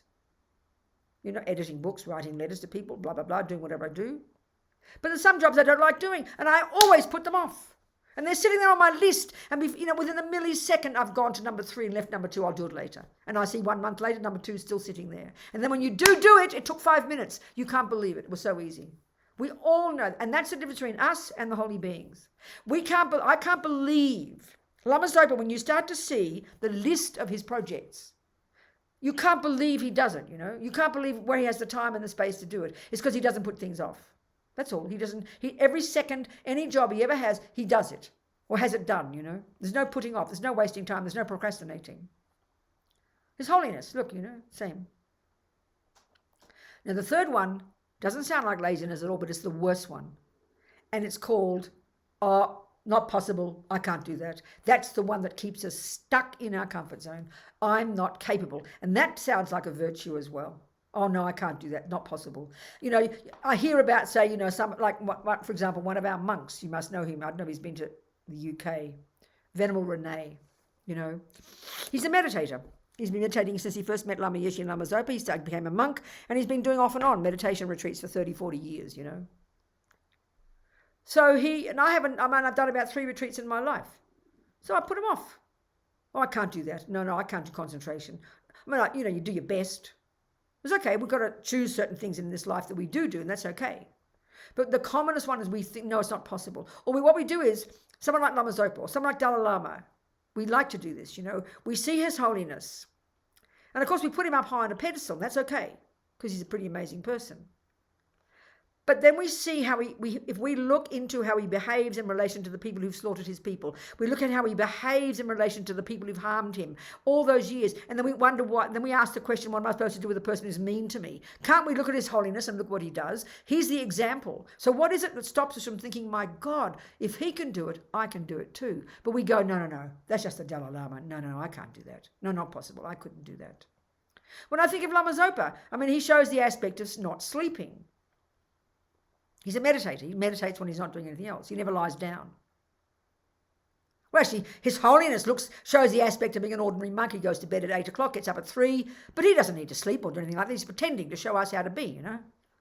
But Lama Zopa shows the aspect of not sleeping. So it's obvious. that is not possible at this moment in time. I can't possibly even pretend to try not to sleep. So it's not silly. It's trying to be like Federer if you're only in grade 1 tennis. You can't. But you don't say, oh, that's just Federer. I can't do that. You know you can. There's a plan. There's a map. There's a method. So that's enthusiasm. I can do it, but one step at a time. And when we understand dependent arising and emptiness and cause and effect, that'll give us more courage. You can do it. I can be like Lama Zopa. Roger said about Lama Zopa one time that sleep, for him, sleep is a disgusting waste of time. Now, I can't pretend not to sleep. When I'm doing my evening practice, my most delicious thing, I sleep on the little bed here. I've got one room, and my couch is like my bed at night. I like couches to sleep on. So I see my bed all made up, and it's like my delicious coffee. In the morning, in my morning practice, I look at my coffee as delicious. At night, I look at my bed. And then the thought of not sleeping, I just get depressed. I could not think of it. Do you understand? Because I'm not at that level yet. I'm only in grade 1 tennis, not even in grade 1.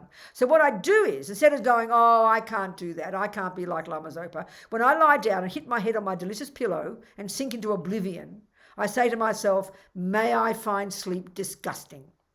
So I start the ball rolling. And I'm very happy with that. I can't twist myself into a knot and pretend to meditate all night. I'd go mad. But I program my mind, because everything you think puts an imprint in your mind, that one day, maybe next life, I'll have no wish for sleep. How marvellous. So the third one is I can't do it. We can. We can, but one step at a time. That's enthusiasm. So we've got half an hour left before we do concentration and emptiness. You have to ask me some questions about the first 4. Just real brief. All I've done is very brief, colloquial, simple approach to daily life in these 4, okay? Go. Robina, it's Fabio here. Yes. I just wanted to ask you, would you recommend for morning practice, would you recommend to go straight into the practice as soon as you get up, without, say, even having a cup of tea? Oh, absolutely. I tell you, that's a really good question. I think it's just it's like, we all know, we want to follow attachment every second, and we all know discipline in anything we do is a really good way, and it's good for our mind. So there's no question in my mind. The first thing we do is, the first thing when you wake up in the morning, the first thing is to have some positive thoughts. You say a prayer that you take a refuge prayer, you remind yourself you're still alive, you remember impermanence. That's the first thing. Your mind, you start to practice. Then the first thing you do when you get out of bed, I recommend, this is what I do 3 prostrations. So I start with my thoughts, my speech, and my body. And you try to keep the Dharma in your mind. Because that's what you're trying to do. It's like if you're playing tennis and living in tennis every second of the day, every second of the day you're thinking about what to do, how to do, looking at your clock. You've got this incredible discipline. Same here. Then, if you've got devotion in a Lama, it's really, for me, it's so helpful to do your practice. The first thing to do is, if I wake up in the morning and I hear a knock on the door and it's my guru, there's no way in the universe I'm going to bring him in, sit him on the couch, and then go and have my own cup of tea. I just would not do that, would I? It's the only way to think. So I go straight to my altar before I do a single thing. I do my 3 prostrations. Even the first practice, they teach it in the teachings. It's taken from that story about the Buddha, somebody who'd sweep the floor. You first thing you do is it's in preliminary practices, you'd clean your room. So I have a little broom. Even His Holiness, apparently, I've heard years ago, has a little broom. You sweep your floor, preparing to clean the place, ready to do your altar. Then I go to my altar. I empty my water bowls from yesterday. I do my water bowls. I get my other things ready. I have my chair ready. Then I go and do my 3 prostrations. My prostrations. I do 35 Buddhas. I do my prostrations, then I sit down, then I do my practice. Then I have my breakfast. You can have a cup of tea if you do for your breakfast, but I don't do that. So I think it's an incredible discipline. Even if you have a 5-minute practice, because you want to put the Dharma first. If you're trying to become like Serena Williams, you want to put your tennis first. No one's forcing you. So the more you think about it, so you train yourself, and then you feel good about yourself. To put your practice off, it's the end of it, before you know the day is finished and you haven't done your practice. It's really important to be that way. What do you think? Yeah, I was just thinking, it's the best way not to procrastinate, isn't it? Because that's right. That's the whole point. If you start having a cup of tea, you might probably get diverted, and then that's exactly right. That's exactly the point, and that's exactly what happens. And that's exactly the second. That's why it's. And we all know this in ordinary life, that discipline, making a decision. We know that if we have a job and you've got to go to work every day. We know there's no way in the world, if you're going to get paid every week, you're going to be on your job in time. So we've got a vested interest in being there on time. No matter how tired, no matter how much of a headache, you're going to get on that train, you're going to go to work and groan and complain because you won't get the benefit if you don't. But we've got to be self-motivated here. And we all know you get the benefit when you do that. It makes so much sense, Fabio. Yes, Ginny. What, sweetheart? Hello. Oh, sorry, not me. Sorry. Who is it? Hi. Who's next? Ginny. It's me. Yeah. Can you talk a little bit about how making small vows might help overcome laziness, the different types of laziness? What do you mean by small vow? You mean your decisions to yourself, your own decisions? Yeah. I mean, of course, we need to do that. We've got to be our own little mummy, don't we? We've got to make decisions. Yeah, you've got to do that. You've got to make a decision, like the practice one as an example, isn't it? I think it's really important, Ginny. That's how things work. That's what we do. You've got to make a decision. I think that's exactly what vows are. That's exactly what it is. You've got to make a decision. And we all know you won't do something until you decide to do it. It's really important. And that's why, even in terms of your formal practices, doing the purification practice at the end of the day, basically, you're making a series of decisions. You're regretting your rubbish, you're having compassion for those you've harmed, you do your little purification, and you make a vow to not do this and not do that and to change, and then you go to bed with a happy mind. I think it's crucial. We are our own little boss here, and I think the more decisions we make with space, with reasonableness, we won't do it otherwise. I mean, everything has to be that, doesn't it? Everything has to be that. There's no question, Ginny. I think you're absolutely right. I just find it really helpful to set myself a limit of 100 days that I'm going to do something every day for 100 days. Oh, I see. Rather than doing it like, what about being the Alcoholics Anonymous? You do it every 24 hours. Maybe that's a better way to do it. Yeah, maybe. It's up to you to decide. We work it out. What's best, So if you do it 24 hours, okay, if you're a Buddhist and you've taken refuge and taken vows, you've taken them for life, but you're still reiterating it every day. I will, even you can say for the next 24 hours, I will not this, I will not that. And then you grow, as you're doing it every 24 hours, you keep it after 24 hours and you feel good, then you do the next 24 hours. But it's up to you very much with what works. You've got to be realistic for your own self, Ginny. It's an excellent point, though. I think you're absolutely right. Good. Thank you so much, darling. Okay, Jill had a question as well. Jill, where are you, sweetheart? Under the Tibetan flags. Oh, there you go, darling. I can see you. Talk to me. Hi, Venerable. Hello. Thank you for the teachings. Good.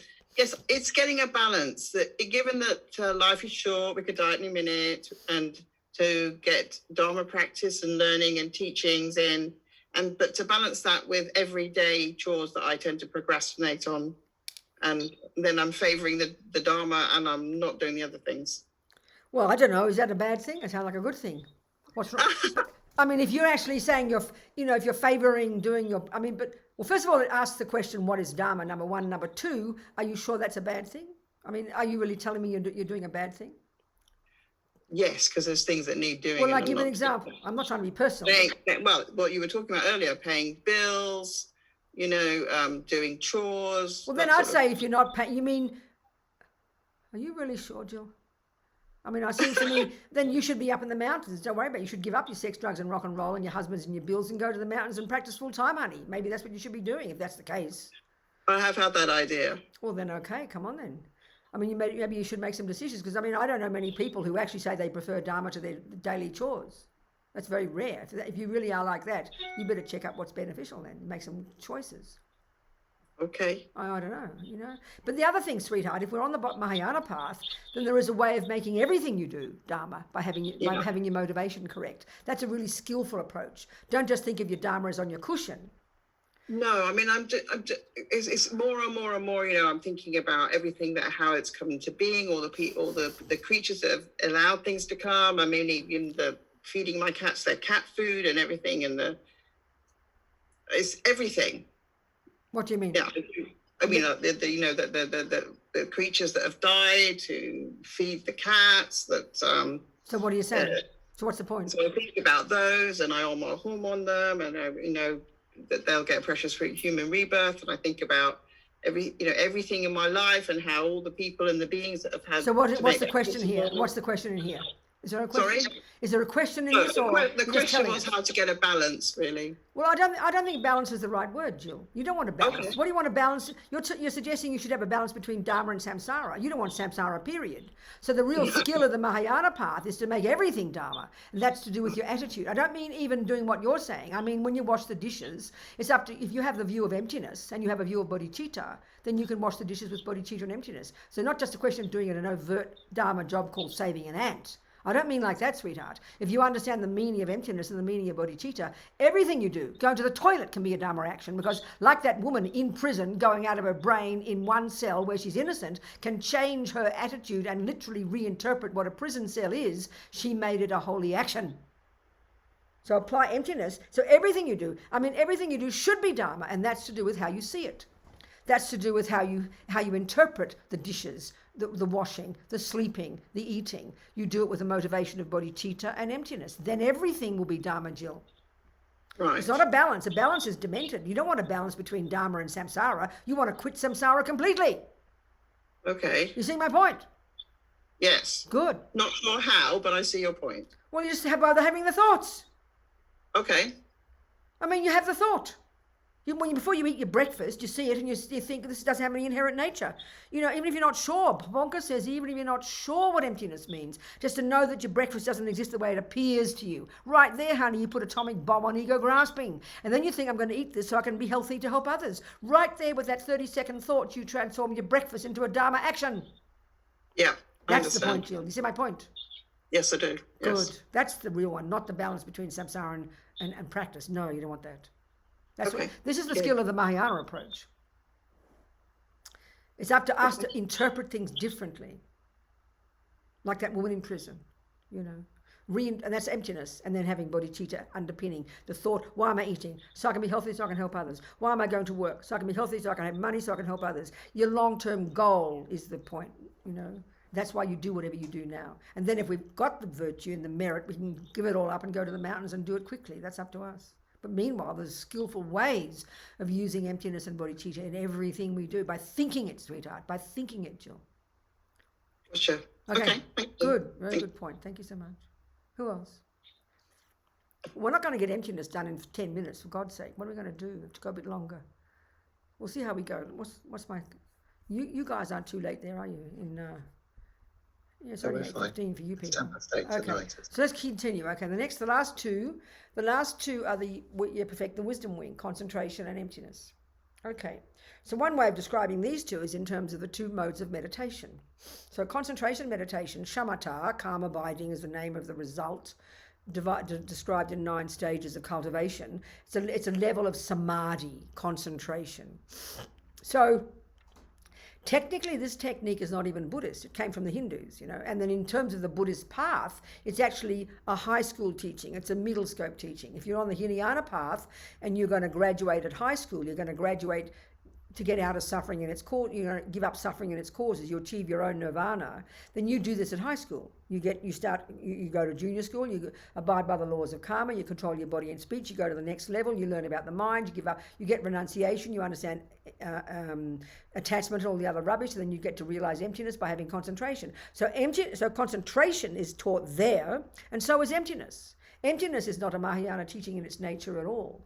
Emptiness is a Hinayana teaching at the middle scope level. But they're taught, concentration and emptiness are taught in the Mahayana framework at the end of the Bodhisattva path. Because, one of the reasons I've read somewhere, I think it's on Kappa, the biggest danger, when you get concentration, if you read Lama Yeshe's Mahamudra book, beautiful book, came out last year, maybe the year before, can't remember. Mahamudra, How to Discover Your True Nature. It really is a marvelous, delicious meditation skill using these two modes of meditation in concentration and emptiness, a particular way how to realize emptiness, And Lama talks about in there, because he tried to get us excited and energized to want to practice. He talks about the benefits, some of the benefits of having achieved samadhi. He said it's unimaginable, not possible. In our ordinary world, it's not possible. The levels of bliss, the levels of clarity, the wisdom, the clairvoyance, all the amazing qualities that you were to get, especially the bliss. So one of the dangers, if you start getting bliss with concentration in the middle scope, you'll forget all about sentient beings. So it's so skillful to leave it until the end when it's bolstered by unbelievable bodhicitta, and you'll never forget sentient beings. You'll never get waylaid by that bliss, if you're so fortunate to get bliss. But they're Hinayana teachings in their nature. They're not Mahayana. But they're taught in the framework, as I said, of the 6 perfections. They're taught in the framework of the 2 wings of the bird, compassion and wisdom. So, okay, concentration then, as we know, it's divided in terms of 9 stages. It's 9 stages of cultivation, this brilliant technique created by these Indians well before the Buddha. They're the geniuses who invented it.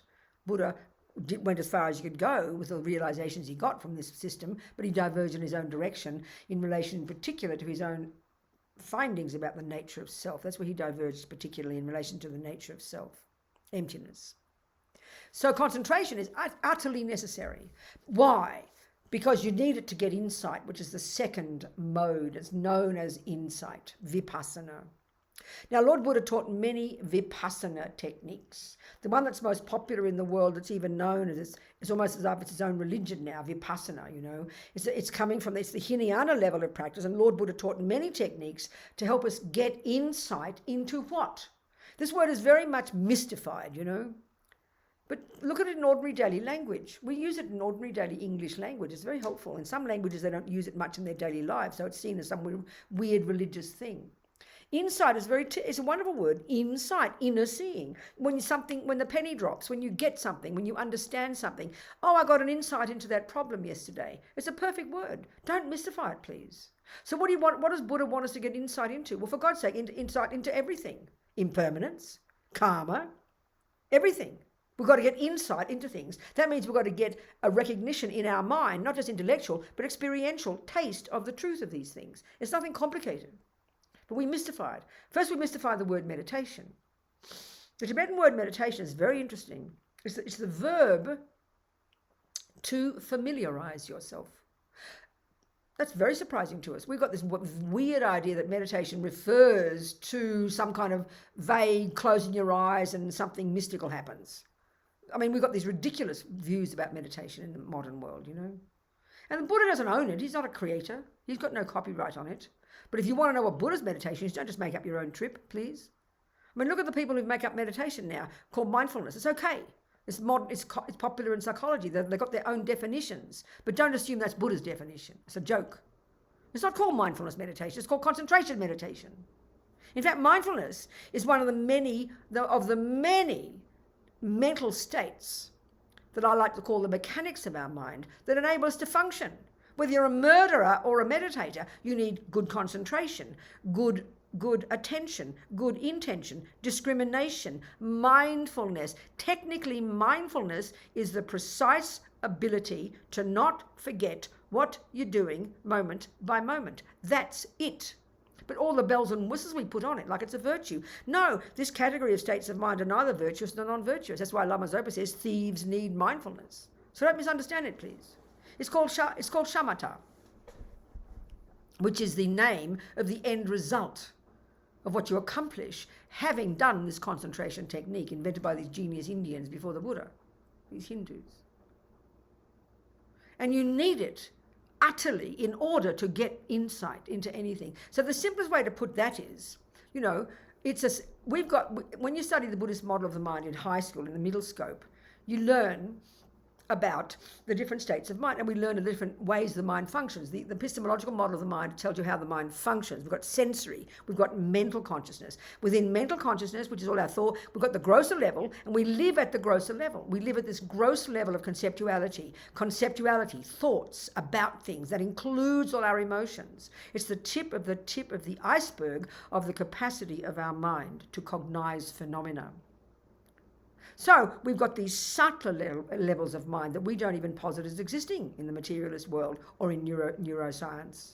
We don't even posit them, which is why we think it sounds mystical. But these subtle levels of cognition that you accomplish with the practice of single-pointed concentration enable us to completely subdue the berserk, non-stop chat of the grosser level, to go to beyond the conceptual, beyond the sensory, to this subtle level of cognition, which eventually is called single-pointed concentration. Like I'm saying, it's not even a state of mind that's even posited as possible in our culture. That's why we mystify it. And that level of mind, I like to simply call it like this, the microscope of your mind. So there are some phenomena that are so subtle you can't see them with your naked eye. This is the analogy, okay? You need a microscope. Well, exactly the same here. How things exist, even to cognize impermanence. So Lord Buddha got us one of the first techniques he taught, which is the one that's popularly known as Vipassana, is to use you got your two modes of meditation. You do your first mode, you get some concentration to whatever degree you've accomplished it. Then you go to your second mode, and with your focused mind, to whatever degree you've got it, you would then scan the sensations of your body. I've heard about this technique, I've never done it. So what does Buddha want you to get insight into? Not your body, for God's sake. People mystify it. No, the reason he wants us to scan the sensations of our body is to get insight into impermanence. This is one of his many techniques. That's his method. Not to get insight into your body. We're so addicted to our body in our culture. It's a joke. We make the body the boss. We're obsessed with the body. We don't even think there's anything else. We're completely obsessed with our bodies, you know. The body's in the way. It's a drag, this lump of caca. So, the first mode of meditation is get your mind focused. Now, as Lama Yeshe says in Mahamudra, the benefits, you can't believe it. And Lama tells us purposely because he wants to get us excited. He wants to get us energized. He wants us to get enthusiasm, to want to get some concentration. Because why? Because the bliss, even just the bliss, Lama calls it rapture, ecstasy. We almost feel embarrassed hearing such things. Well, that sounds a bit naughty, we'll think. But this is Buddha's point. This incredible technique, you can't even imagine the qualities you'd accomplish. And you'd be forgiven for thinking that that's liberation. That's where he went further from the Hindus. The level of bliss and clarity, and the level of is beyond conception, beyond imagination.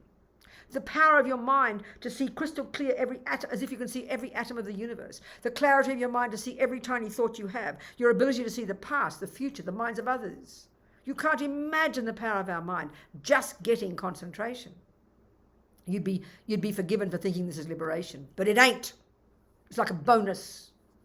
The reason you want concentration is to get to that subtle level of mind, that microscope, beyond the ridiculous conceptual, beyond the sensory, to get to this powerful laser-like focus, such that now you go to the insight mode. And in this context here, the final insight we need is into the ultimate way that things exist. We've got to get insight into karma, impermanence, everything. You can do this two modes of meditation in terms of anything. You've got insight into karma, insight into impermanence, insight into compassion. You need concentration to do all of those. But this is one that's called special insight into emptiness, which cuts the root of all delusions. So as Lama says in the book, it's impossible to get this direct, non-conceptual, direct perception or insight into emptiness without single-pointed concentration. Impossible.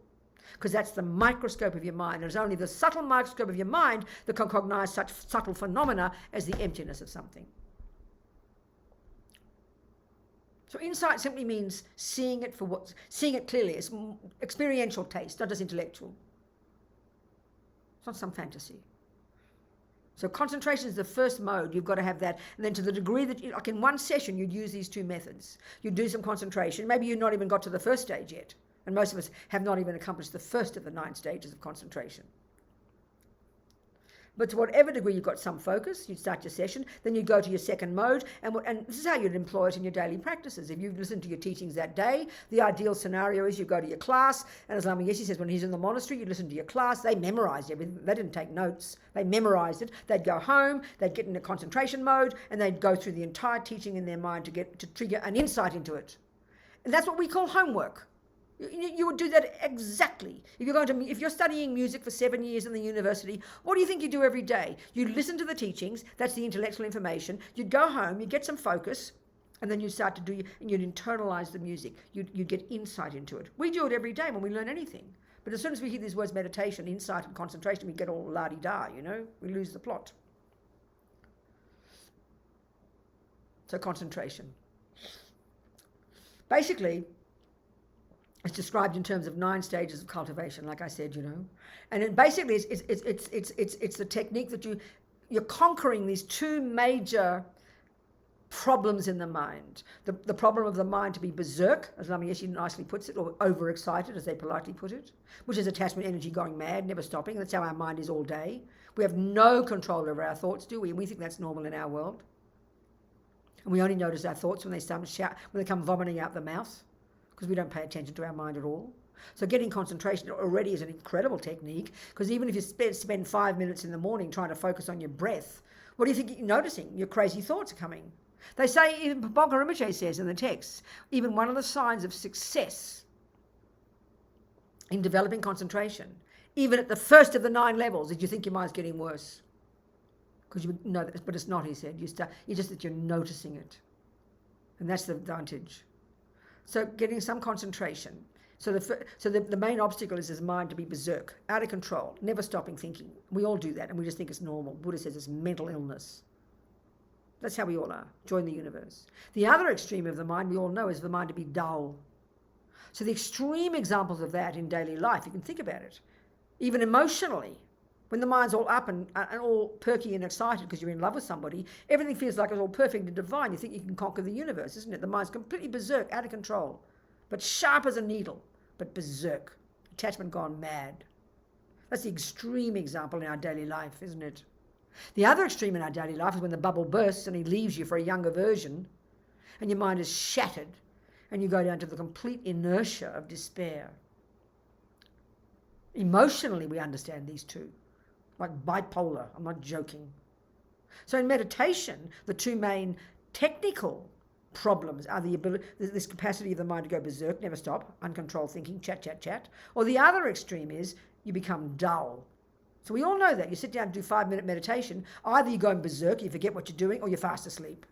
They're the two extremes, aren't they? So what the concentration technique is in the entire 9 stages is the ever more sophisticated ability to go between these two extremes of extreme chat or dull. And so what concentration is, just my words for it, is like almost this invisible space between these two. So as you get more concentration, this is again my way of putting it. One of the key qualities of concentration is its sharpness, sharp as a needle, super sharp, but not berserk. The other quality of concentration is completely calm, but not dull. So we have the extremes. Either we've got the sharpness, but you're completely berserk, or you've got the dullness, but it's like, quiet, but it's dull. So we've got to get beyond the dullness and the berserkness to get to keep the sharpness, but keep the calm. And anybody who's had any semblance of concentration, even just like a little blessing of a nice meditation session, they all say the mind is super peaceful, but super clear. So we've got to cultivate this concentration as a characteristic of being super clear, but super calm. Super sharp, but super calm. So when we have calm, we have dullness. Your mind gets thick like you go to sleep. And that's very pleasant. And some people completely misrepresent that and think that's meditation, because we're so addicted to our bodies. Some people have the capacity to sit and sink into this very pleasant feeling, and they think that's meditation. It's a gross mistake. One of the main mistakes is people think meditation is relaxation. Yoga has wonderful relaxation techniques, but this concentration technique is not a relaxation technique. Nothing to do with it. There's so many misconceptions. You're trying to develop the mind to be super sharp, clear, and calm. Not dull, not berserk. This is my way of saying it, okay? And you get ever more subtle and sophisticated at this. So I remember, and also these 9 stages, I mean, you can't even imagine them. I remember Venerable Rene told me, and I interviewed him in 95 in Mandala about one of his 2.5-year retreats in Spain at Self-Cherishing. And he said maybe he just touched upon the 5th of the 9 stages, and he spent a good year. He couldn't get past that point, he said. And this is why one of the points about concentration meditation, you need there's a very specific conditions that are necessary in order to be conducive to get concentration. And one of the key factors they mention in the text, is one of the best places to meditate is if you're going to do serious retreat, is where it's been blessed by the presence of previous meditators. So he told me in this 2.5 years he couldn't get past the 5th stage. And Self-Cherishing's divine place, His Holiness named it back in 82. And he said it reminded him of Tibet, Sorry. And but he said even as your mind gets a bit more subtle, he said your mind gets incredibly sensitive to even the slightest shift in the wind, especially when you're a beginner meditator. you know, and this is back then, it was quite serious. And you spend all day, every day, you know, doing the same thing. And he told me, I interviewed him at Kopan. If anybody's been to Kopan, this is back even in the 90s, but forget about now, it's a really busy place. It's like a little town, you know, 400 monks down the road, all the nuns, and there's the valley full of all the 4 o'clock in the morning, all the prayers and the Hindu prayers shouting loud and the dogs barking. It's a busy place. You'd never think it's good for meditation. But he told me his mind got more subtle, more easily at Kopan, because it's a place that's really said, all the Tibetans just love Kathmandu Valley. We see a dirty, polluted place, but they feel the subtle energy of the presence of all the yogis and the holy beings. So special. Anyway, another thing he told me was, and he said, remember he said he got just touched upon the 5th of the 9 stages of concentration. He said there's no question that the joy his mind experienced, the bliss, as Lama calls it, rapture, ecstasy, and Lama's using those words seriously, the joy that he experienced in his mind was so superior to any joy he'd ever experienced through his senses. And this is one of the major points that Buddha's making, and this is what Buddha has found. This is what these Indians found, you know, about the mind at a subtler level when the grosser levels are subdued. That the mind is naturally joyful, naturally blissful, naturally clear, you know, when it's unencumbered by the junk. And this is our natural state. And this is what Lama's trying to convey to us. That even just to know that this is the nature of our mind is very encouraging, you know. It's not the point. It's like a bonus. And the Buddha would say we've had concentration in countless lifetimes, you know. So the goal, as Lama says in Mahamudra, the reason you want this subtlety, which has the bonus of all that bliss, is because it's capable. It's the microscope of your mind, that's my word. Because you're capable in the insight mode to then, in the classic sutra approach, to use, this is why they call it, as we all know in Tibetan tradition, they call the second mode of meditation, they call it analytical meditation. And that really throws us. That's just the method that's used to trigger insight. So what it means, so the word meditate, remember, means to familiarize. Familiarize yourself with what?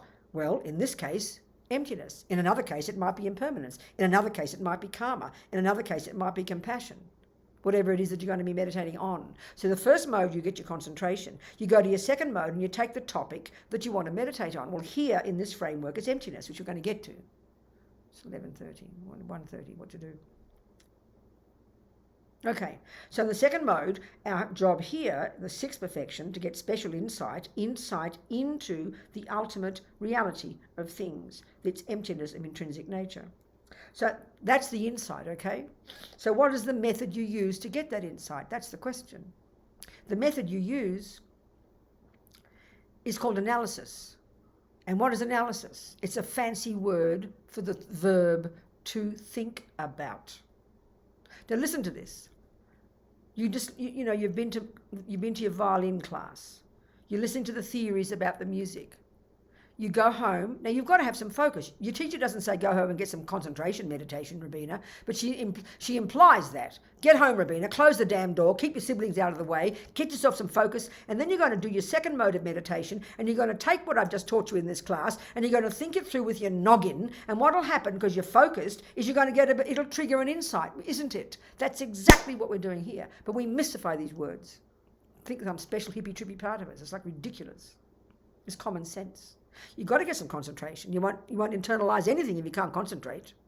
Then, of course, the concentration we're talking here is pretty sophisticated. Then in your second mode, you take what you've just learned in your class. You've been to your class with your teacher. She's told you about dependent arising. You go home, your violin music. You go home, you get your focus. And now you go to the second mode and you do what you have to do to internalize that musical theory. You make it your own experience. You get insight into it by doing it. Here, you're trying to get insight into the meaning of dependent arising, which means it triggers emptiness. So the method you use, the king of logics to prove emptiness, which we're getting to, is dependent arising. There's many other logics you have to use, but let's just use example now of dependent arising. So you've just heard the teachings about dependent arising. So you get your focus first, you go to your second mode, and now you take, because if you memorized it, otherwise you've got to look at your notes, the words you learn from your teacher, and then you taste them with your focused mind. You think them through. You memorize them, you think them through. And then because your mind's more focused, because you're really concentrating, it'll trigger an insight. Oh, I get it. You'll grab that insight and you'll focus on the insight. You'll stop the discursive thought. You'll focus on the insight. And then the insight will waver and you go back to the discursive thought again. And that's how you join these two modes of meditation in one session using this particular method. Mahamudra is different. Another method. So you go back and forth. So obviously if you've got concentration, when you've achieved shamatha, then you just go straight there and then you keep increasing and increasing and increasing your analysis at an ever more subtle level. And this is what is the surprising point. For us, we think conceptuality is gross, at a gross level of our mind is true, but it's got much, much, much more sophisticated, subtle levels. In other words, when you've got single point of concentration, you don't just sit there blissing out. You can use that laser-like mind to do the most subtle, most sophisticated analysis, and you need to do that. At the most subtle level, you can employ analysis, but at a level of clarity and subtlety that you can't imagine. And that's the method you use to think about dependent arising, but at a very subtle level. And it will quickly trigger the experiential insight into the truth of emptiness. So emptiness is the result. Insight into emptiness is got not from sitting in meditation going, it's all empty, everything's empty, waiting for the penny to drop. No. You get your concentration, you go to the second mode, you take the analysis, you do the analysis, you think it through, subtle, ever more subtle, the more concentration you've got. That'll trigger the experience, and then you stop and you focus on that until eventually the experience of emptiness and emptiness merge, like water mixing with water. Like that, something like that, okay? So let's talk about emptiness now.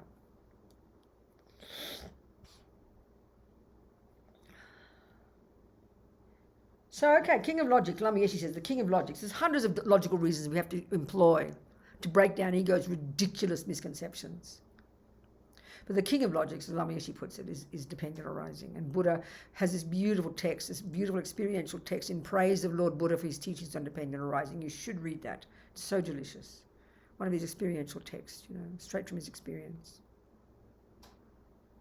And it's a guaranteed way to prevent us from falling into the abyss of the great mistake, Buddha says, Tsongkhapa says. Because dependent arising is the shorthand for how things exist conventionally. Emptiness is the shorthand for how things exist ultimately. And right now we have the two extreme views. These are the two truths. But we have the two extreme views. But by trying to understand these two truths, seeing ultimate in the framework of the conventional, and the conventional being the method to lead us to the ultimate, and the ultimate helping us see the conventional, it's a guaranteed way to keep ourselves grounded, never to fall into the abyss of the great mistake. And that means thinking emptiness is nothingness. This is the commonest mistake we all make. The commonest mistake, it seems, in all the literature over the centuries is this mistaken misconception of emptiness meaning nothingness. As His Holiness says, the I, for example, is not empty of inherent existence because you can't find an I. You won't find an I, an intrinsic I. But that's not the real premise, he said. The I is empty of intrinsic existence because it's a dependent arising. When we can understand these two, we will not lose the plot. That's why it's the King of Logics. And this is told in the Heart Sutra. In the Heart Sutra, it says that. When Avalokitesvara is talking to Shariputra, giving the answer to the question, how should any child of good family train who wants to practice the profound perfection of wisdom? And Shariputra says, any son or daughter of good family who wishes to train the profound perfection of wisdom should look upon it like this. Form is emptiness. Emptiness is form. Form is nothing other than emptiness, and emptiness is nothing other than form. What he's putting there is the two truths together, as His Holiness says, Whereas now, when we think emptiness, we throw the baby out with the bathwater and fall into the abyss of the great mistake and become nihilistic. Oh, well, there's no I might as well kill myself. And it's easy to fall into that. It sounds like that. On the other extreme is the eternalistic view. So as soon as we hear there's no I from its own side, we can't help but hear there's no I. And as soon as we hear there is an I, there's a dependent arising I, we don't hear it properly, and we inflate it, we exaggerate it, we internalize it, and we think, oh, thank God there is something after all. And we go between these two extremes like drunken sailors, you know. Whereas when we begin to hear the two truths properly, even the words, when we hear emptiness, it tells us it's dependent arising. And every time we hear dependent arising, it tells us that it's empty. In fact, these are the two sides of the same coin. And that's the middle way, the real middle way. We have different levels we interpret middle way, but the real middle way is when we hear dependent arising, it tells us emptiness. And when we hear emptiness, it tells us dependent arising. This is the real middle way. And we're in the right track. We're moving towards the middle way, not to the other two extremes, you know.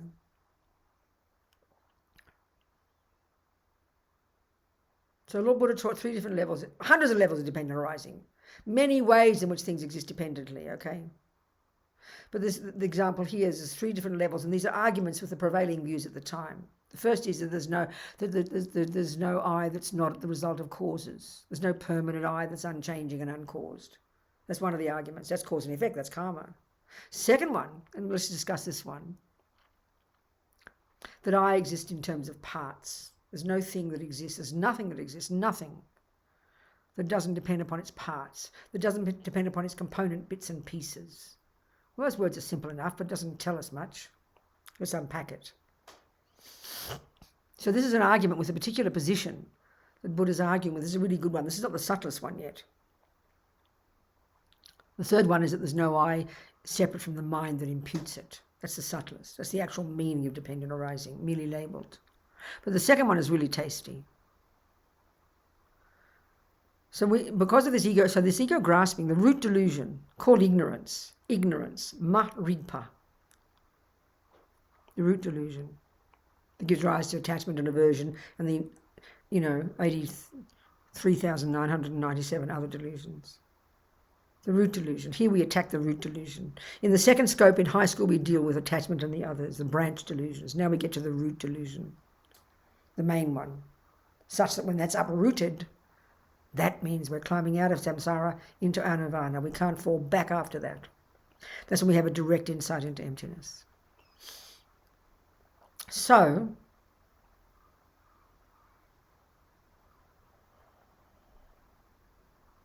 the second level dependent arising is that this, because of this ignorance is double trouble ignorance. Simple ignorance, His Holiness says this. That's my words, but His Holiness says, ignorance is not just ordinary ignorance. Ordinary ignorance is easy to fix. If I don't know that's called a tissue, you'll say, what's that, Robina? So, I don't know. That's easy. That's easy to fix. You'll tell me it's a tissue and I'll have an understanding of it. That will become enlightened in a couple of years if we had that level of ignorance, merely not knowing something. The trouble here is this: I think it's a silk scarf. I mean, it's a silly example. I've got double trouble. Not only do I not know it's a tissue which you blow your nose with, not only do I not know it's a tissue you blow your nose with, I've made up another story about it, which I believe in totally. So here, of course, not only do we not know, there is no intrinsic I. Not only do we not know, there is no inherent I, there's no independent I, there's no intrinsic I. Not only do we not know that, and we're so confused even when we hear that. We've never heard of such a thing. Not only do we not know, there is no intrinsic I. We believe in the exact opposite. We believe totally that there is an intrinsic I. And that's the lie that's been entrenched in our mind for eons, Buddha says, that we have totally believed in, and which is the absolute source of every tiny rebirth, every single realm of existence, every bit of happiness, and every bit of suffering in the entire of the samsaric universe of sentient beings' experiences. That's the root of all of them. Everything is built upon that. So not only do we not know there's no such thing as an intrinsic I or intrinsic anything else, we believe the absolute diametric opposite, which is there is one. And we've got it so that the work is to unpack and unravel and deconstruct that one. And that scares the life out of us because it's rooted in fear. All these delusions are rooted in fear because we're believing in fantasies. So just merely not knowing it, we realize in a second. So it's to unpack the lie that's the hard work. And that's the work we have to do. And how do you do that? By thinking about how things do exist conventionally, which is dependent arising. So by thinking about dependent arising argues directly with clinging to things as interdependent. And what it brings is the insight, wow, there is no such I. That's emptiness. So emptiness is the result that's come from the hard work of deconstructing and unpacking. That's the work we have to do. The insight into emptiness is the result of that. That's what's triggered. That's the insight that's triggered from the hard work of deconstructing and unpacking and unraveling all the nonsense. So we've got to squeeze our brains, like Lama Yeshe says. So let's do the unpacking of this. So this ego grasping. Ignorance is the general term for ignorance about the ultimate reality of everything. In the Prasangika Madhyamika view, which is the view we're discussing here, there are many views in Buddhism. We need to study all of them, but here we're discussing the Prasangika Madhyamika, the consequentialist middle way view, which is said to be the actual view of the Buddhas. All phenomena lack intrinsic existence. All phenomena are dependent arisings. All phenomena are merely labeled. But let's use the example of the phenomenon called I, me, self. Okay, we're one of those phenomena. So when you learn, you have to. So before we realize the ultimate nature of something, we have to understand its conventional nature, and that's the logic we use to prove the ultimate one. So you have to first define something, label it, and then define it. So we have to be on the same page first, conventionally even. So let's take the phenomenon called me, which is the one we cling to most, of course. So we can say that ego grasping, this term, is a kind of colloquial term used to refer to this ignorance when it clings to the inherent me. Ego grasping. It's the name of ignorance when it's clinging to the inherent me.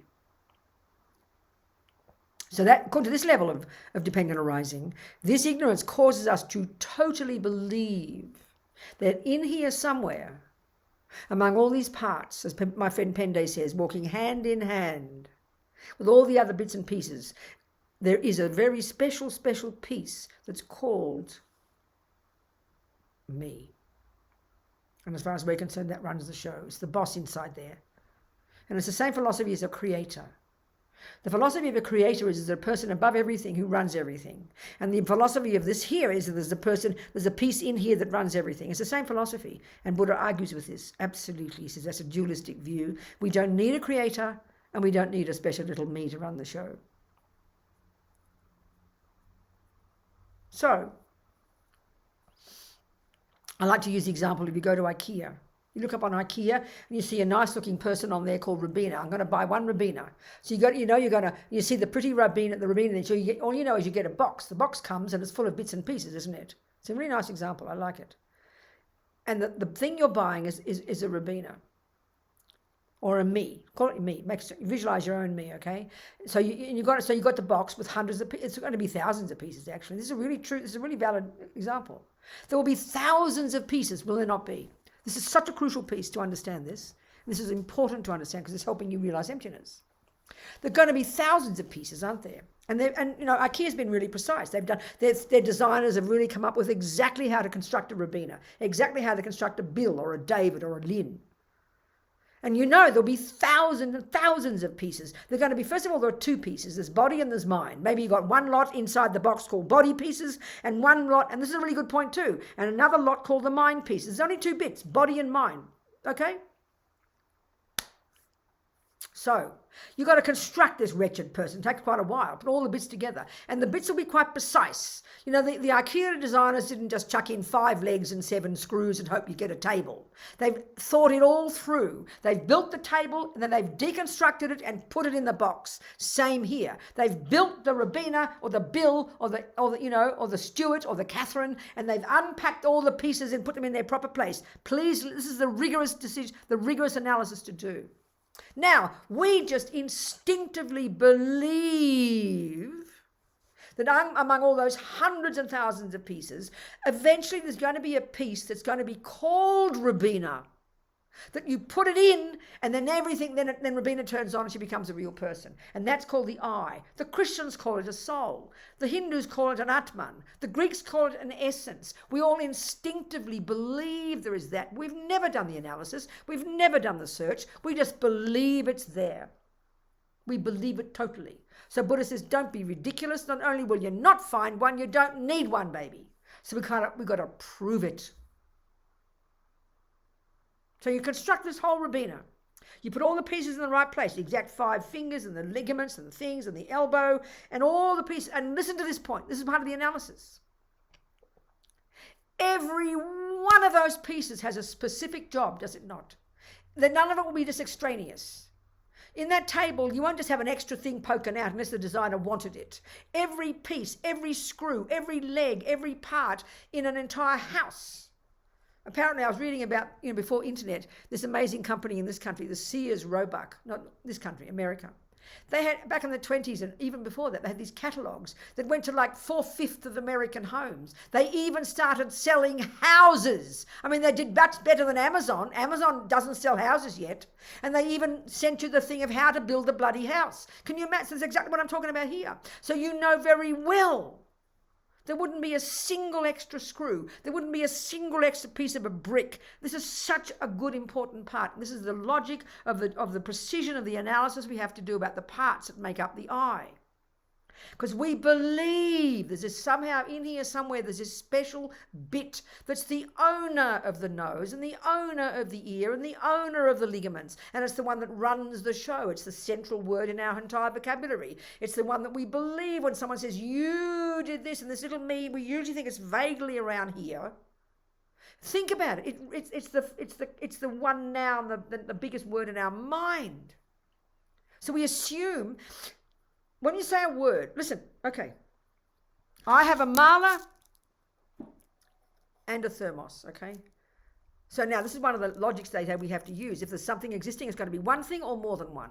That's it. There's no options. So I have a mala and a thermos. How many nouns did I say? Well, I'm telling you, I said 3. Okay, it's a pronoun. The 3 phenomena. There's 1, 2, 3. That's 3 phenomena. Now listen to this.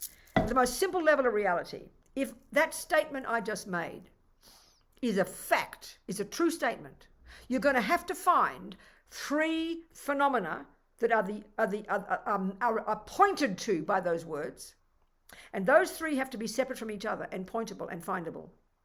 It's obvious. It's so clear. If I say to you, I have an elephant and a mala, you'll feel sorry for Robina. There's no elephant. If I say I have a mala and a thermos, you'll feel sorry for Robina because there's only 2 things. So if I'm right, you'll check in one instant and you'll tick the boxes. Yes, there's a mala. Yes, there's an I, and there's a thermos. So this is a simple example of there's no relationship. They are separate and they are independent, meaning they don't rely upon each other for their function. If the thermos drops, Robina doesn't mind. If the mala breaks, the thermos works. If Robina dies, the mala and the thermos are fine. That's a simple example of simple fact of independent, separate phenomena.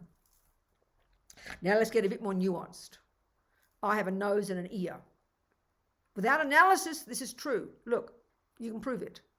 But we have to analyze. Because we can say here, there's 3 phenomena. Eye, nose, ear. So if that's true, the way we think there's the eye, we think there is in here. We know there's a thing called an ear. We know we can see it, but we assume that word eye does refer to something that is separate from the nose and separate from the ear. We know the word ear is separate from the nose. You can see them, 2 things. No independent. They're dependent, they're not dependent, and they're separate. Fact. So we assume without analysis there's a 3rd piece called I that's also separate and also independent. Now, listen to this. Again, if my thermos collapses and stops functioning, my mala will be just fine. If my ear is cut off, so I scratched my nose, it wasn't meant to do anything. If my ear is cut off, my nose will still work fine. And my nose will look on and go, oh, thank God it wasn't me. The poor ear, look at it suffering. I'm still functioning. I can still snort and snot, you know. It's simple. It's obvious. If my toe is broken, my eye is fine. They're separate and independent of each other. Now listen. If there is this independent I, if there is a little piece in there that we believe 1,000,000,000%, if there is a piece that can be isolated as a piece like a nose, like an ear, and the third one, the me, if there is a piece called me, when David says to me, oh, Robina, I don't like your nose. How dare you insult me? No, Robina, I didn't insult you. I insulted your nose. We'll laugh at that. But if there is a me that is separate, like the ear is separate from the nose, the ear is watching the poor nose get hurt and going, phew, I'm glad I'm so sorry for the poor nose, my ear, I still work fine. Well, so would the eye be saying the same thing. If it's a separate eye, it'll be looking on and be feeling relieved. Well, at least I didn't get hurt, it's just the nose. We can't even hear this, it's like a joke, isn't it? But that's how it would be if there were one that was separate. Don't be silly, Buddha says. You won't find one. And not only that, you don't need one. And this is my point. If the IKEA designer did a proper job in whether it's the table or the house or the packaging of you, when the time you've constructed that person, there won't be a single piece left in that box, will there? And every one of those pieces in that box will have a function. I can't describe to you the importance of this word function to realize emptiness. You've got to know the function of everything. Because when everything is empty, you won't find an intrinsic something, but nevertheless, it still functions. So that whether it's a table or the simplest component, the simplest phenomenon, like a chair, each piece will do its job and there won't be a piece that's extraneous. Well, this is the question. You've constructed a Robina. You've constructed the Catherine. You've got it absolutely perfect. And you're looking for this piece, but where's the Robina? Where's the independent Robina that's the boss? Where's the part that runs the show? Well, you won't find one. And guess what? You don't need one. What job would the eye do that the nose doesn't do, that the ear doesn't do, that the eye doesn't do, that the ligaments don't do? Every piece does its job. So what job is left over for the eye? Well, I'll tell you. We think it's the boss. You don't need a boss. That's why you don't need a creator. Okay, the Muslims and the Christians will be absolutely shocked by that.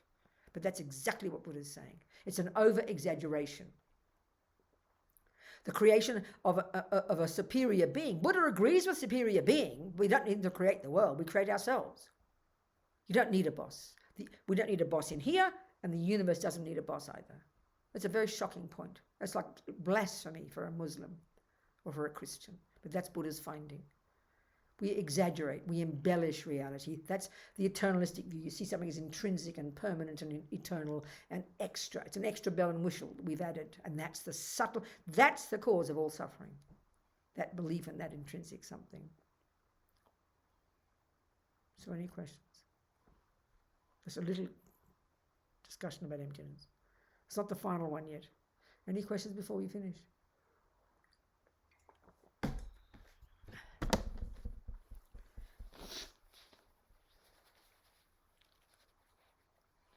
Never mind, don't worry. So emptiness then, to conclude, the word emptiness is quite confusing for us. It just means the absence of something. So the absence of inherent existence, think of it as an entire phrase. It's a certain characteristic. It's not meaning nothingness. Absence of inherent existence is a very specific phenomenon. Absence of inherent existence is a particular characteristic. It's like if you think this is pink, then this black thermos possesses a when you realize the mistake you've made, you're going to notice that you thought it was pink. You've been projecting pink onto here that doesn't exist. And when you realize there's no pink here because we fixed your eyes, you're going to realize the name of the phenomenon called absence of pink. Oh, wow, that black thermos lacks pink. That's what emptiness means. So the recognition that there's no pink here is that quality is called the absence of pink, and that absence of pink exists on this black thermos. So the emptiness of inherent existence exists on this phenomenon here, and that's form is emptiness, emptiness is form. Form is nothing other than emptiness, and emptiness is nothing other than form. Because the Heart Sutra is just Buddha. He's channeling his thoughts into Shariputra and Avalokitesvara. It's actually a teaching of the Buddhas, but he's in meditation. And so what Avalokitesvara is saying, what Buddha is saying is that he takes the first category of phenomena, which is called the five aggregates, and the first of those is called form. And form is just meaning the body, but you can put any word in there. So we could say, I, a phenomenon called me, I am empty. And then it says, emptiness is me. Then it says, me is nothing other than emptiness. And then it says, emptiness is nothing other than me. All that means is, here, using an affirmative phenomenon, thermos is black. Wherever there's thermos, there is black. Wherever there is black, in this case, there's always thermos. Thermos is black, and black is thermos. And thermos is nothing other than black, and black is nothing other than thermos. That's a simple fact. You can't find black apart from the thermos. Well, guess what? David has been seeing it as pink all his life because his eyes are ridiculous and his poor old optician didn't give him the right glasses. And now we've given him the right glasses and he gets the shock of his life when he looks fresh and he goes, oh my God, it's not pink.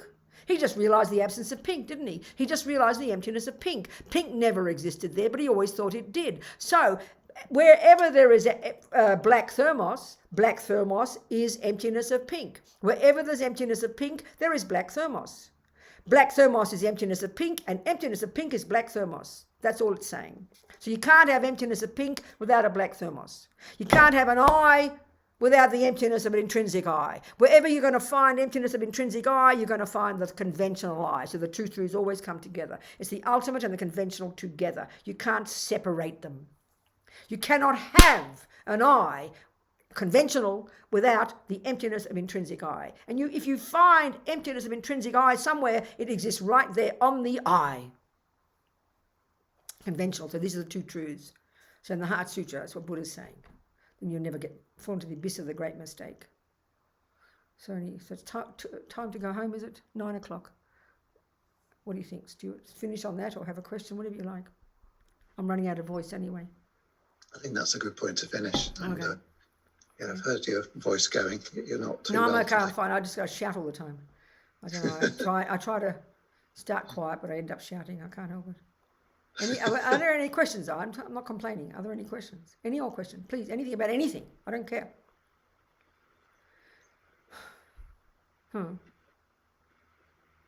Nothing. Don't worry then. Just listen to it. Remember that nothing goes astray.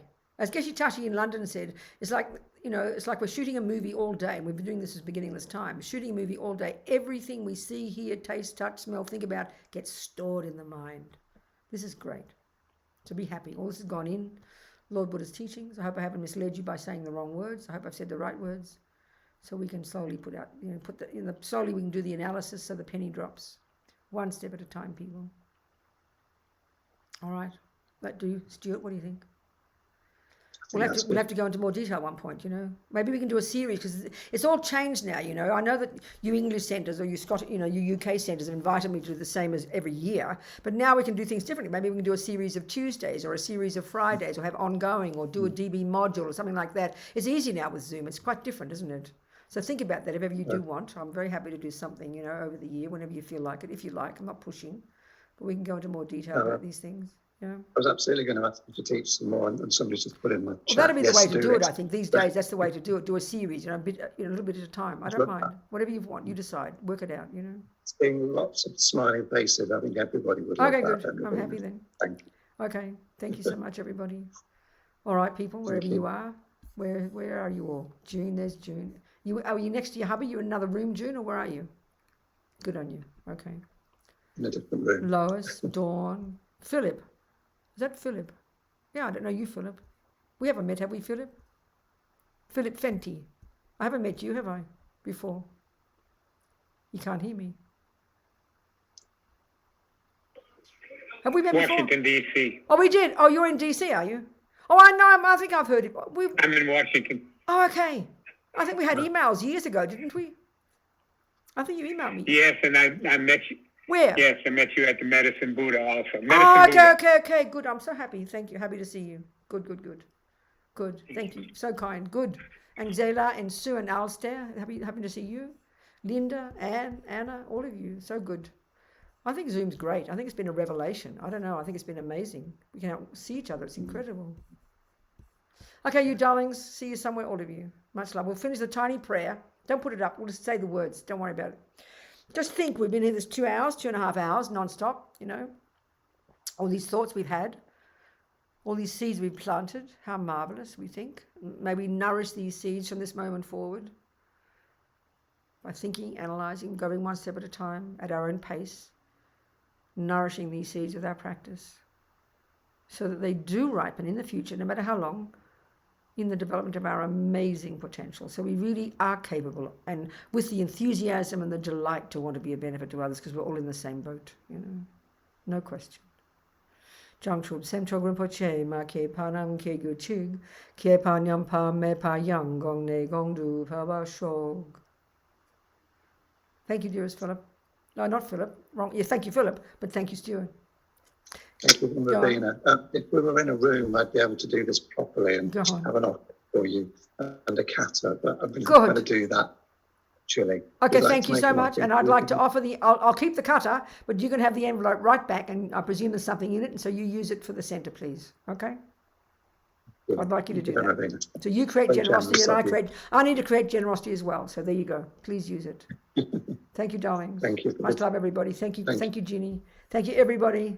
Much love, people. Never give up, never give up, never give up, okay?